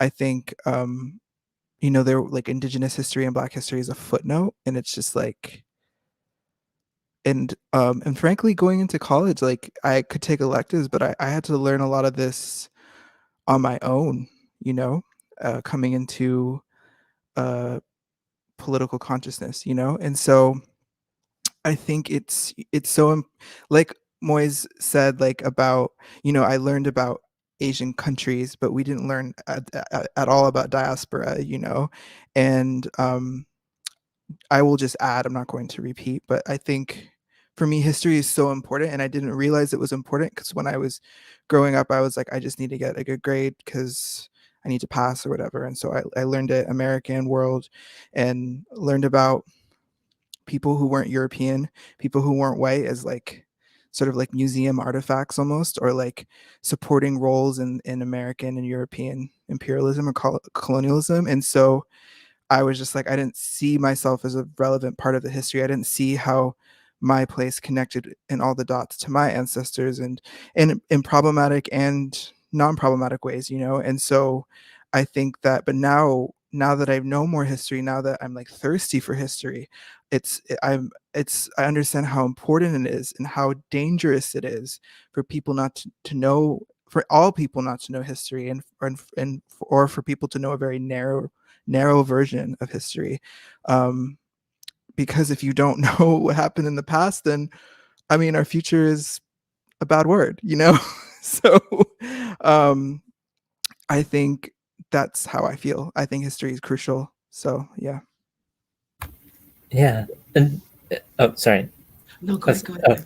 Just to bounce off of that too, I think just when talking about intersectionality too, like not just Asian American history, but because we are a monolith, but like queer Asian, queer Pacific Islander, and specific groups too, like Hmong people, and yes, like there's just so much within our history that has been erased that it's just to go back and be able to mine that. And I think that concept of like history not being linear, that's also really powerful as well, because to be able to go back and just relook at what we're missing, that also has helped me inform my identity to know like, oh yeah, queerness is not like, it's not something that's recent. It has been existing in all communities in like thousands of years. That's really powerful, and to bring that when yeah.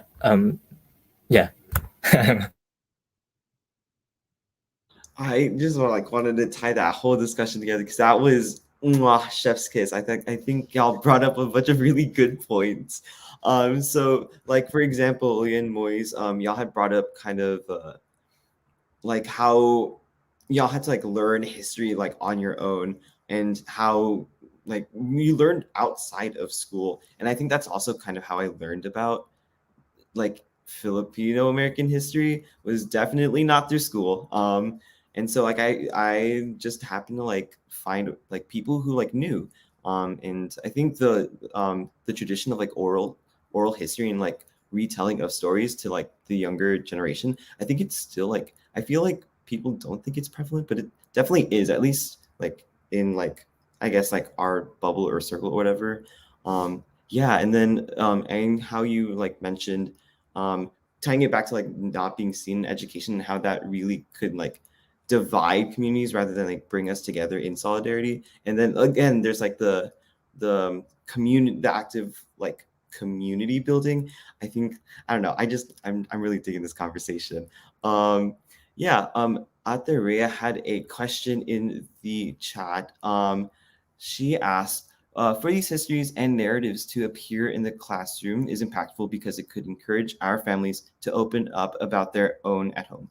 How has it been speaking about your histories and narratives with your families? How have you navigated talking about heavy topics that arise like xenophobia, etc.?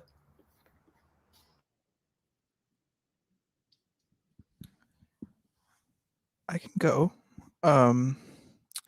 Yeah, I mean, like I said, I think a lot of what I know about history, about, South Asia and histories of South Asians here is so recent, but like, I think I feel really lucky that as an adult, I know I've had a lot of practice having difficult conversations with my parents, but it's been a real gift because I'm both like both in a space of learning and of, I guess, sharing when I'm talking to my parents about whatever topic, like whether it be around caste supremacy or about the role South Asians have played in political movements here, and um, I think that like there's moments where I'm like, oh, I didn't know about that they're sharing, and then there's moments where I'm like, I want to challenge what they've heard or their viewpoint, and not in a way that's necessarily saying that they're wrong or right, but just sort of like let's hone that a bit. And so, but like I said, I think that's challenging, and how have I done that? I think it's just practice, honestly. um it did not happen overnight. 15 years ago it was a lot harder, but now it's easier.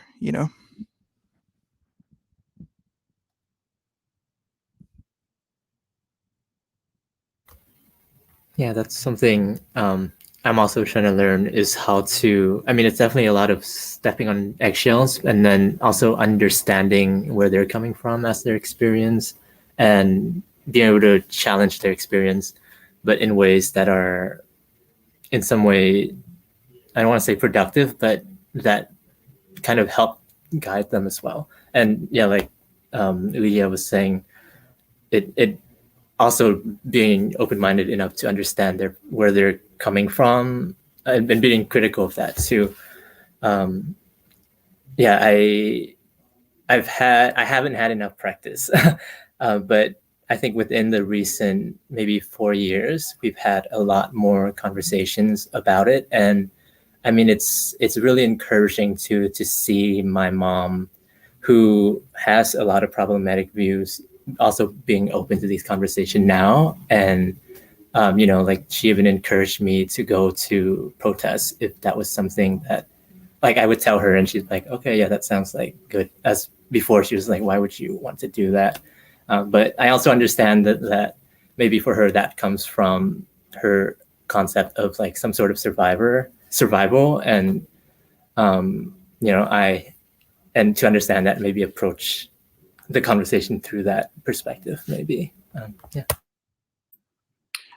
I definitely resonate with what both Anne and ULIYA said. There's so much, I think, practice and learning that has to go into it. And even then you can still feel like you're walking in eggshells. In my personal life, I think what I found helpful though, along with that practice, is just like with anything, you just drawing connections between different things. I only learned as an adult that honestly, or in college around, that my parents my grandparents on both sides were survivors of the partition, which was when the huge British colony in South Asia was divided into what is now Pakistan and India. And over the time, just like talking to my family about it, it's been interesting hearing about their experiences. Like for example, like I didn't realize it, I didn't know this when I was younger, but like almost like, I don't know if you all have seen this in your families, it's like almost like some members of family are just not open to talking about traumas or whatnot, or they just don't want to talk about it, but you have to like kind of bring it up. They're not just going to bring it up, you have to talk to them about it. But also I think, like, as we all know, anti-Blackness is a huge issue in the Asian American community, right? Something in my own experience is like, my family is part of this like minority group in Pakistan that had experienced police brutality by the Pakistani state. So I just straight up tried to connect it. Like I challenged my parents' views as nicely as I could, of course, because like I said, is that, and sometimes it worked and sometimes it didn't. But I felt like at the very least, like there was some attempt being made.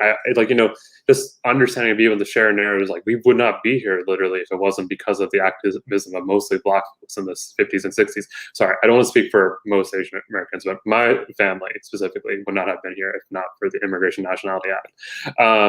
And just like things like that, and just trying to draw broader cognitive empathy, almost like this idea of we're all in one boat, we're in this together, and it's not about a competition, because I think it's so easy. We do end up, like so many people, like we all end up losing to the game. Like we believe because like a lot of people think, oh, I made it, I've won, I've achieved the American dream, or whatnot if you've quote unquote made it. And then you buy into things like white aspiration, anti-blackness, and whatever. Like, oh, other people are making it because they're lazy, or insert terrible stereotype. And I don't know.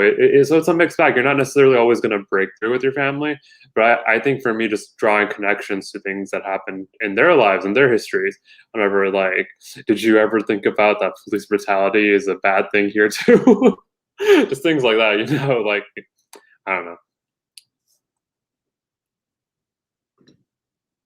I think, oh my gosh, sorry, my chair is breaking underneath me. But I think y'all really bring up like good points. For me personally, like the whole like practicing, I have zero practice with my family.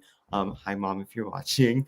But yeah, I think that's like a really like good point. Like I guess for me, like if anything, I'd probably like start small, like just ask like something that's like not too like spicy, but then like really building up to like the really deep conversations. So I think, yeah, I mean, shout out to Ray for the good question, and also shout out to y'all for like good advice.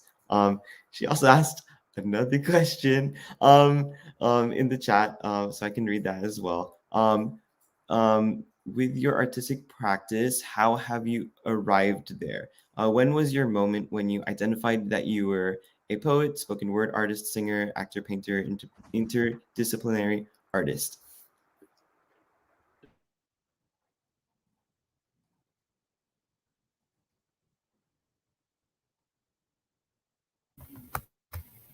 I can go.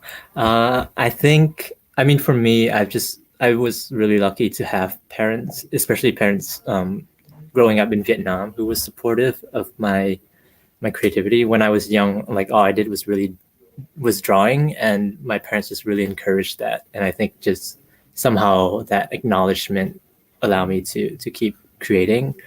But yeah, that going back to practice, it's I think calling myself an artist, that took some practice as well when I first was, getting into my art practice.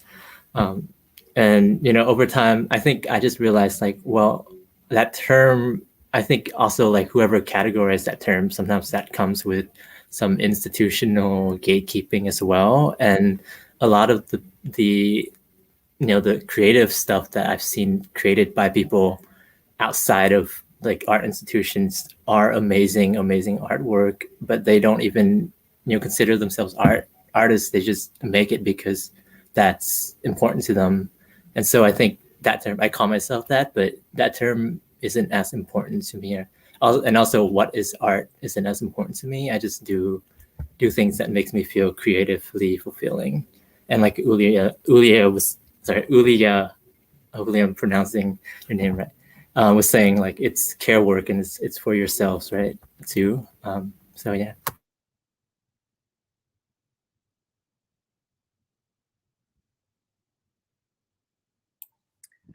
I feel like to build up what An said, but also like earlier when I was talking about like kind of how I had to get over my own like imposter syndrome gatekeeping, I think like that was like the biggest thing for me to feel like, oh, I'm a creative, I'm an artist, because like it takes practice. It really is just like it feels like almost unnatural or like weird, like, oh, I can't hold this title. I think kind of also just echo what I think what ULIYA and An were saying earlier too. I think a lot of it is just having affirming community. I feel that way about so many. I think like to draw an example, I feel like speaking for myself, just all the different identities I hold, I think what has been most affirming has been kind of finding like-minded people who can support you in your journey. And I think a big part of it was honestly like finding people like that and trying to take part in things like workshops and whatnot, and slowly just kind of feeling like, oh, I can do this, or just doing it also. I think it's as cheesy as it is, like I think I definitely still deal with this like, oh, I'd like to do it, but I'm so busy, I've got work and whatnot, and that's real, everybody has obligations and whatnot, but I guess all I'll say is this is something, your art and creativity, if this is something that really drives you, it's something you can make time, if it's something you even just a little bit, or not even in some profound ways. So to give you an example, like I've personally become more interested in creative writing over the years, And you can tap, the way I tapped into that was like last minute I decided to take part in a competition. There was no way I was even going to place in that competition. But I spent the next 4 days, I think I pulled all-nighters for the first time since I was in college. And I was like, oh my God, I cannot do this for myself anymore. How do kids do this? But it was a really exhilarating experience, honestly, just writing this like 10,000 word manuscript or whatever and submitting that. And I was like, wow, I feel so accomplished and alive. And oh my God, I'm tired. But I guess just things like that, just like really jumping into it sometimes. Because otherwise, how will you know, right? Because you also have to try things out. I didn't think spoken word was my thing, honestly, like until I tried it. And honestly, I have to thank like the people who pushed me into it. Because I wouldn't have I would second guess myself. Or like, oh, I'm not a poet. I don't know how to do poetry. So I think just surrounding yourself with people, getting past your own mental hurdles, and just quite frankly barreling through. It doesn't have to be good. It's not about being good. It's about doing it. Yeah, I think like I like that last part you said about barreling through and about doing it, MUIZZ. And I think that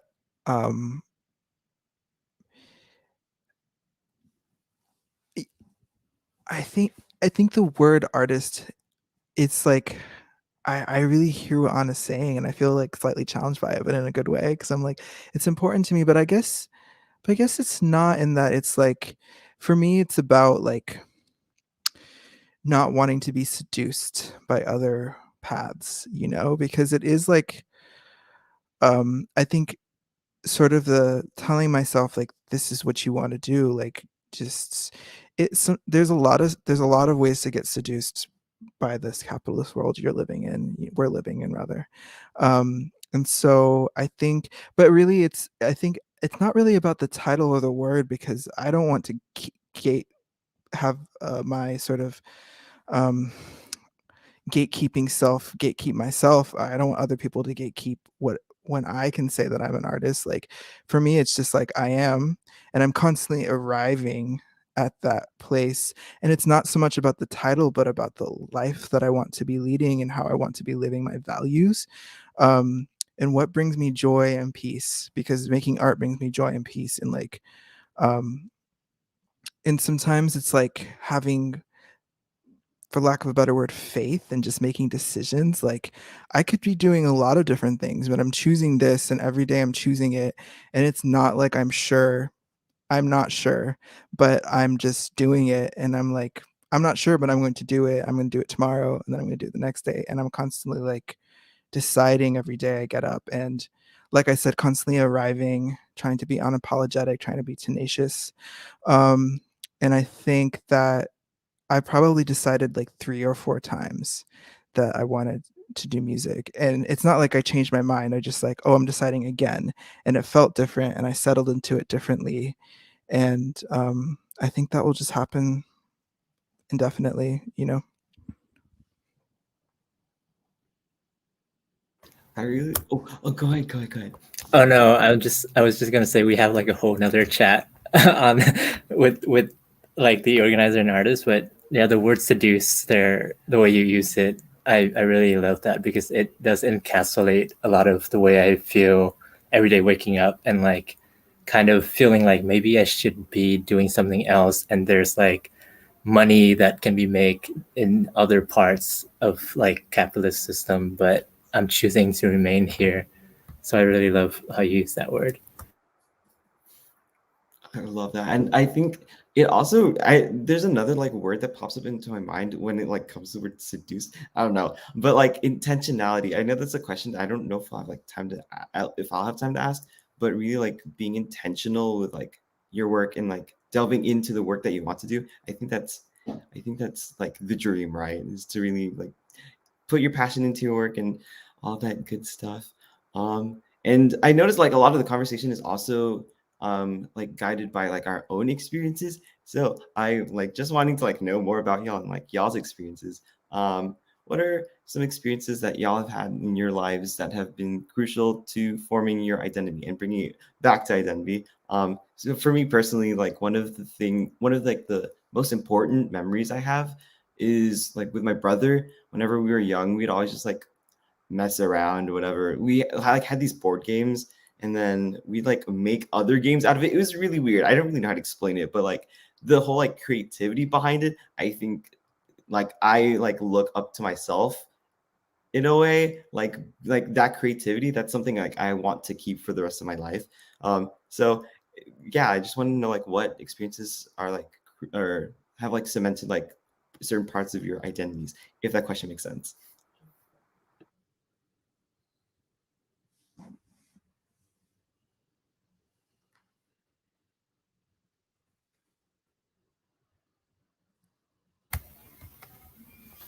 I have an experience where there's an organization in San Francisco.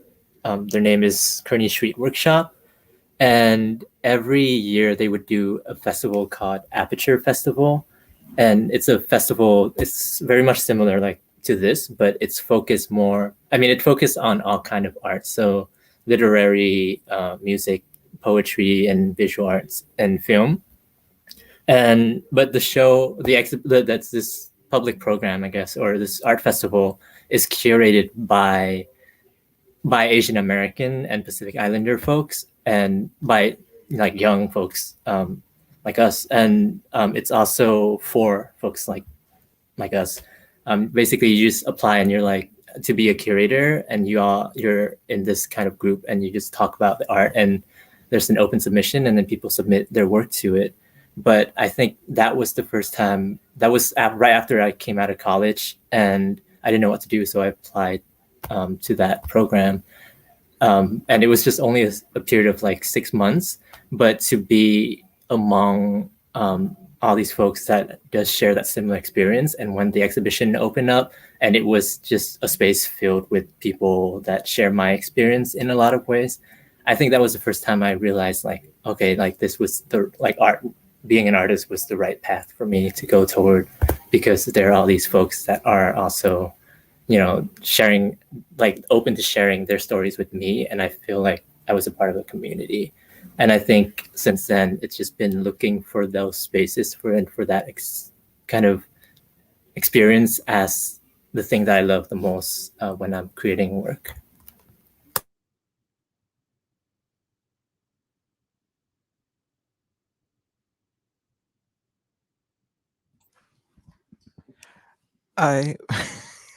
So I got to see that question before I came, and I was totally going to evade that question, but I'm not actually.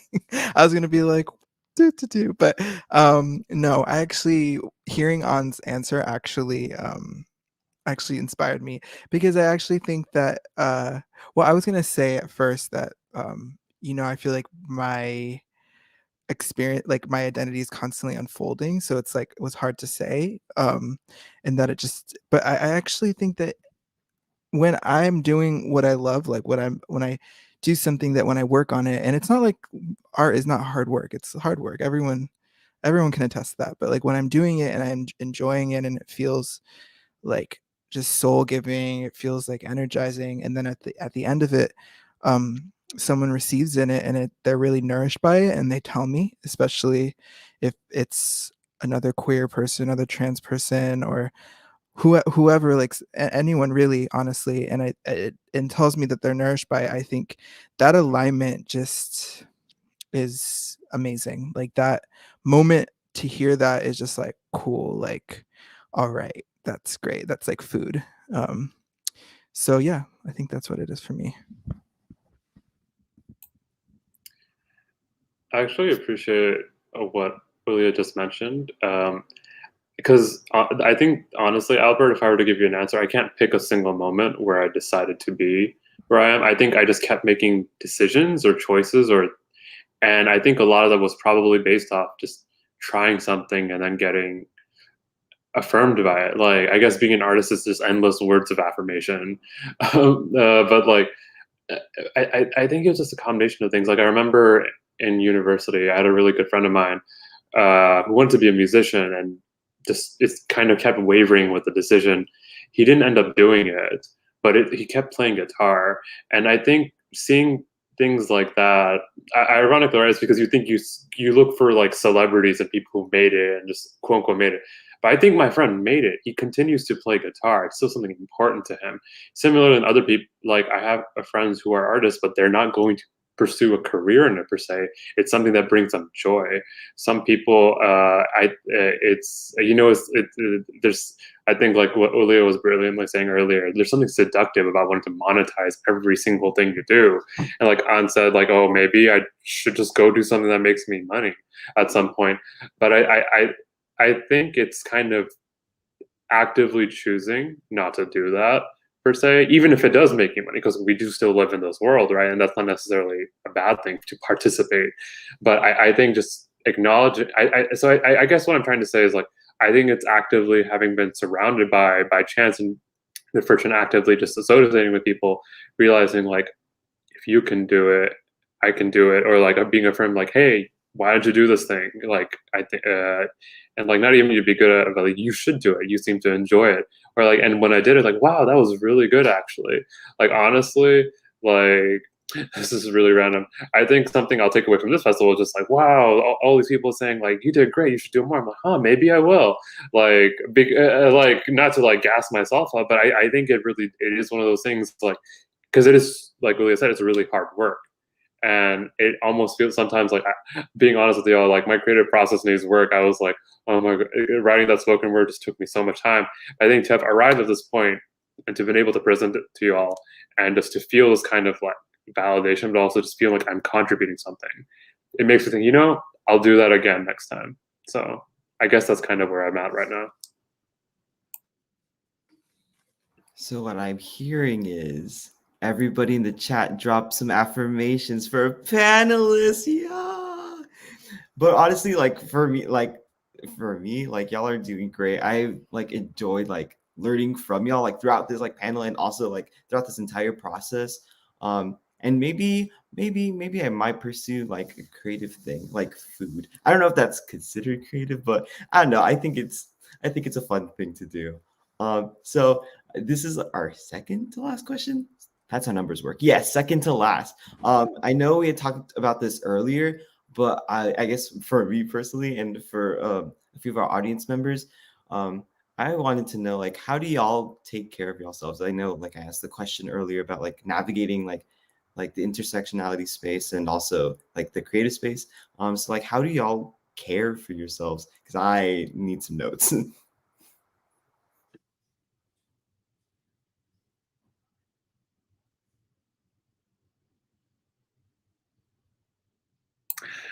I can go first, like, because I feel like I've usually been going last recently. So to be honest, like I'm kind of tempted to be like, I don't, but that's a lie. I have gotten better at it. I think it's a constant process. Like, you know, it's not easy necessarily to always care for yourself. But I think it's important. I think as people have emphasized both here and the chat and otherwise, it's like you have to make time for rest and relaxation. Maybe for some people, that's putting it on your calendar app or something, right? I think also it's being deliberate. Something about me is like I realized when I worked in nonprofit, like I'm a workaholic. I could just keep doing it. It's until I burn out, which I did. It's not great. I don't recommend it. It's something you have to be conscious of because different people are, I think for some people you might not even realize you're tired until it's like you're way past the point. You almost have to catch yourself earlier and be like, oh, I wrote, like for me, like, oh, I wrote a page today, I'm good, I'm gonna stop for now. Because I have this temptation where I have to overcome these perfectionist, completionist tendencies about like, oh, if I don't get this out, like what am I even doing? Am I even doing a good job of this? So I guess being deliberate about it. I guess making time for it like you would anything else. And I think also just like, I think rest comes in even if we don't want it to. Like our bodies just need rest. Like like I work as an editor by the day, right? So it's all on a computer, and I can't tell you how many times I honestly get distracted and go on social media, whatever. I hope my employer isn't watching this, but like it's inevitable because your brain. I mean, none of us were made for the 9 to 5, quite frankly, and we need rest. So either you can make time for rest, or your body will just do this awkward thing. And honestly, so going on social media isn't necessarily rejuvenating because it wasn't necessarily meant to be. So I think it's almost like preempting yourself, like and different things work for different people. And there's as someone mentioned in the chat, there's different types of rest. I think so. Yeah, you have to find what works for you, but you have to prioritize it, because if you don't, it's going to get you. It's going to hit you at some point.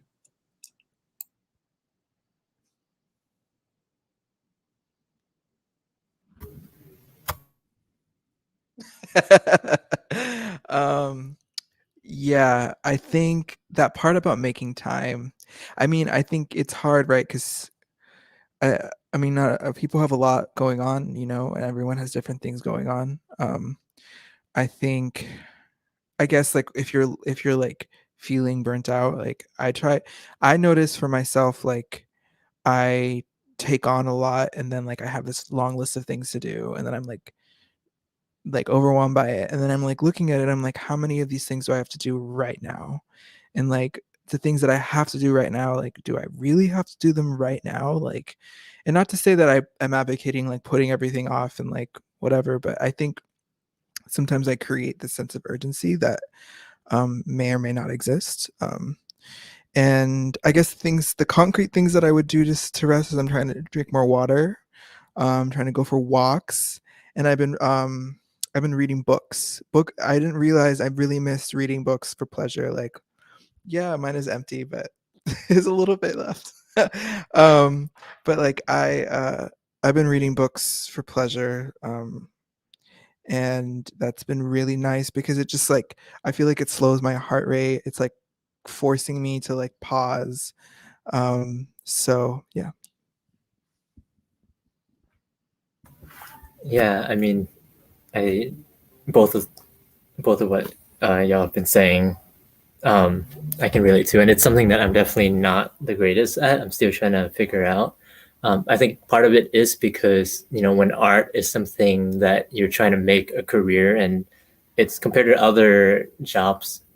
I mean, let's not make a comparison, but I think there's certain jobs where it's a lot easier for you to make a stable amount of income, whereas art, like a lot of time it depends on opportunities, or like, and a lot of time you're not paid as well as other jobs because it's just not as respected. Like, it's a whole meme that people ask you for free artwork all the time. So I think that's like where the stress for me is coming from. But something that I try to remind myself a lot is that like the thing that I produce isn't my self-worth. It's just that's like I'm myself, and even though money is important, like my health is a lot of time more important. And I also found that for me, I have groups of friends, like Discord groups with close art friends, and we've talked to each other, and they're very open to, if you have any things that are stressing you out, they're open to like giving you advice or just comfort you and stuff like that. And I find that really has been really like nourishing too, because it gives me a space where and like I'm not dependent on it, like but it's just something that we do for each other. And I found that help. And then of course drinking water and just making time for walks and stuff is very important. Gosh, y'all best believe I'd be writing these down in my notes, because I think the one thing that I like did recently was like not do work on the weekends. I don't know how effective that is, also because like school and stuff. But I like, for me, I just like have stopped doing work like during the weekends and just like grinding it out on the weekdays, which honestly was maybe not the best like thing. But like I think a really good point is that like self-care is a journey. It's a might be a long journey, but but I really like appreciate y'all's like advice, like throughout this entire like discussion too. And with that, real awkward transition, but we're at the end of our time. So I just want to ask one last question. But before I ask, everybody in the chat, if y'all are still in the chat, Everybody give a round of applause to our panelists. Thank y'all for enduring an hour and something with me. That was a very like fruitful discussion, I think, and I hope y'all enjoyed it. But before we like completely end this segment, now is the time. I'm gonna give y'all some space to promote your social medias, any upcoming projects, or any like final words. And yeah, I mean, I guess I can give an order. I wrote one down, but I guess we can just go in like the order of like ULIYA, then MUIZZ, and then Ayn, and then yeah, and then we'll end it off. Awesome. Thank you, Albert. So tomorrow I'm giving a workshop at 3 p.m. You all should come. I feel like we talked about some of this stuff, but yeah, it's authenticity and art making. Look at you. There you go. I don't have to do anything. You can, well, I'll read it. Authenticity and art making, redefining an artistic calling with ULIYA, 3 to 4 p.m. tomorrow. And you can also, so Giants is not out yet, sadly, but it will be out soon. But Ocean, which you heard today, is out. And you can, you can follow me and on IG, and you can find a link to all my stuff in the bio of my Instagram. Yeah, thank you. I'm so happy to be here.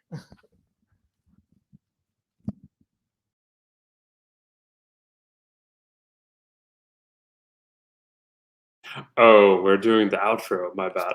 I can go next. Yeah, it's okay. So as far as upcoming work, I don't think I do. I think I'm going to be following my own advice and getting some rest after this. But you can follow my work on, thank you, Maria, on my website, www.muizzakhdar.com. I do need to work on my website, but trust me, all my work is there. I made sure of it. You can also follow me on Instagram at MUIZZ, like my name, MUIZZ, AKHTAR. You can also add me on Facebook. Honestly, nobody uses Facebook, but I still do because why not? If you're really feeling that capitalist urge, you can also add me on LinkedIn if you want. You can also hit me up at my email. My email is muizzakhdar00@gmail.com. I feel like those are all my handles. I'm just trying, y'all.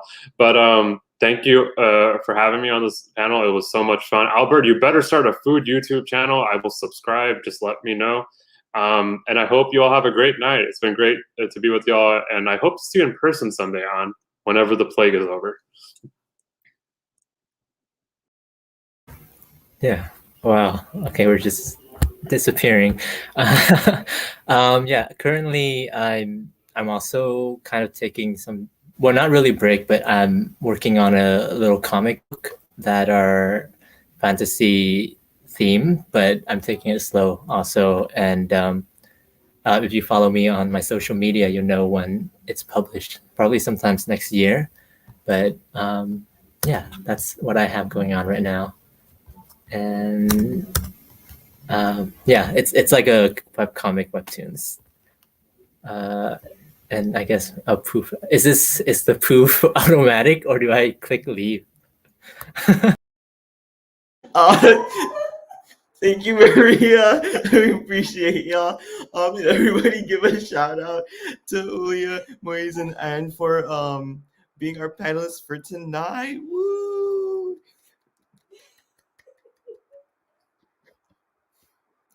So now I'm gonna pass it off to Trish and Ria to give our closing remarks.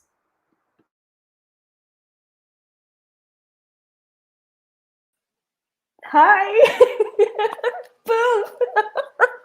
I love it. Oh, I love this conversation. I love them and all the work that they do. Thank you for sharing your experiences, and thank you for that wonderful conversation. It was quite a night, and there's just 2 more days for this festival. So please, everyone, check out our website and sign up for the artist talks, sign up for the workshops and the book talks as well. We're looking forward to seeing all of you soon.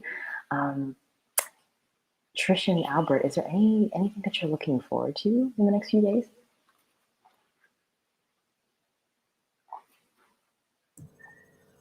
For me, I think I'm looking forward to, of course, ULIYA's workshop.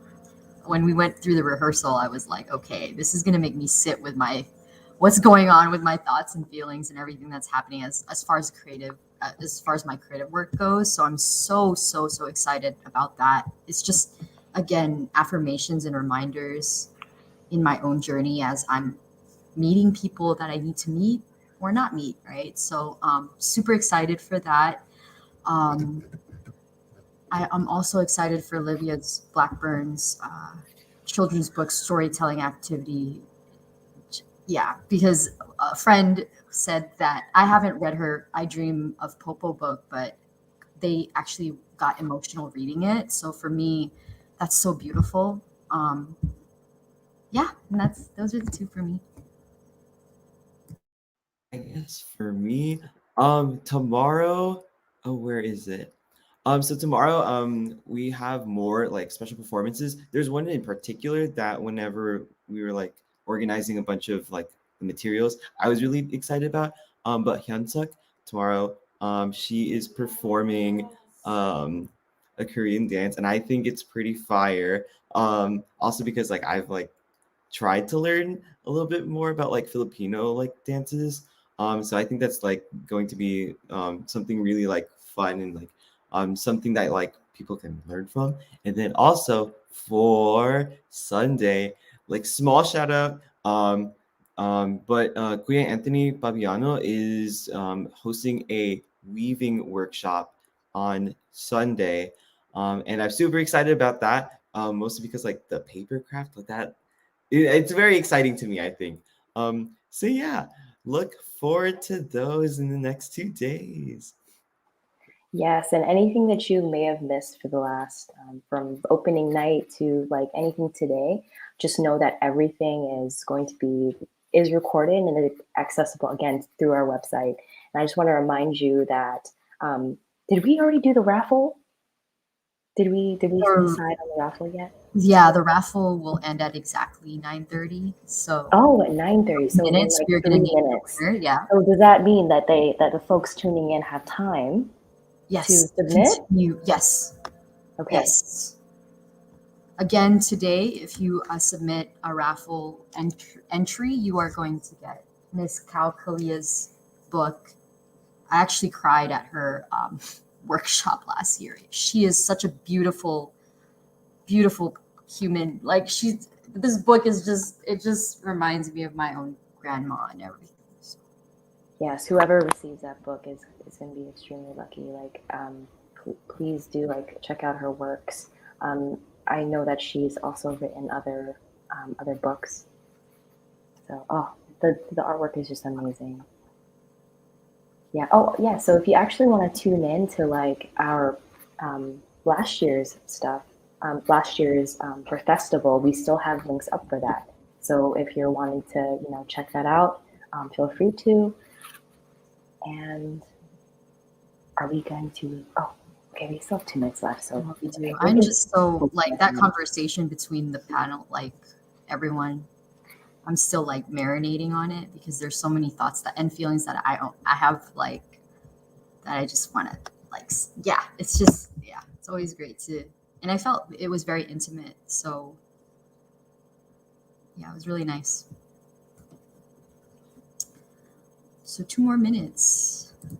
Oh, I see some chat. I'm looking at the chat in YouTube, and I see on when she says, definitely resonating with movies about burnout here. She's one of our moderators and facilitators a moderator for our Dear Asian Youth collab and ASA roundtable on Sunday, which they're closing the night. So can't you please join us for that event?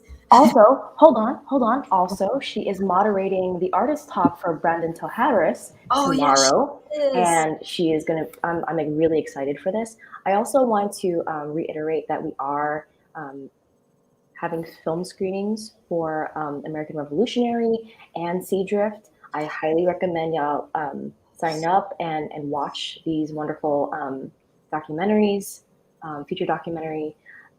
because especially Sea Drift, because it really does connect with Brandon's work. So and the Vietnamese community and the Vietnamese diaspora. So please check it out.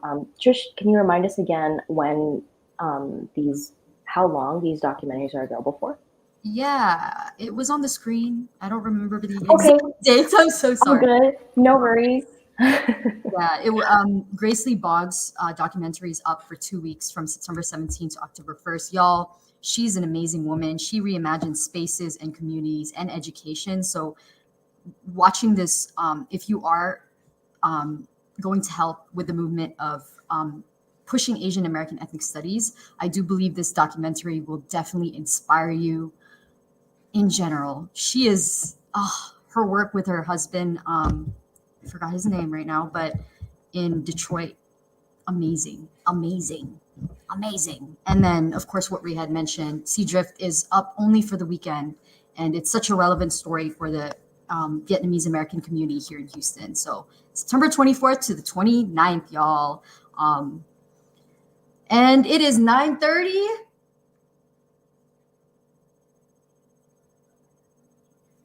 Trish, are you good? Do you want me to announce it? Where's the winner? The winner. We have a winner in the chat. You're funny. Oh, so sorry. I was looking at the other chat. Go ahead. Do you want to announce it, or would you like? No, or Albert, would you like to announce it? I would love for you to announce it. Okay, can I have a drum roll, please? Awesome. So our winner for today's raffle is Tommy Wan. Yeah! Actually, Tommy's going to be performing tomorrow, or their work is going to be featured tomorrow, and Tommy's going to also be a part of the interdisciplinary panel. So really excited to see your performance again and have a conversation with you. But that's all, everyone. You will get this in the mail soon. Yes, you will. But that's all, everyone. That concludes day 2 of Starry Nite Arts Festival. And I hope to see all of you tomorrow. Oh, tune in, because it's going to be starting early. It's going to be noon, 11:30. Yes. Good night, everyone.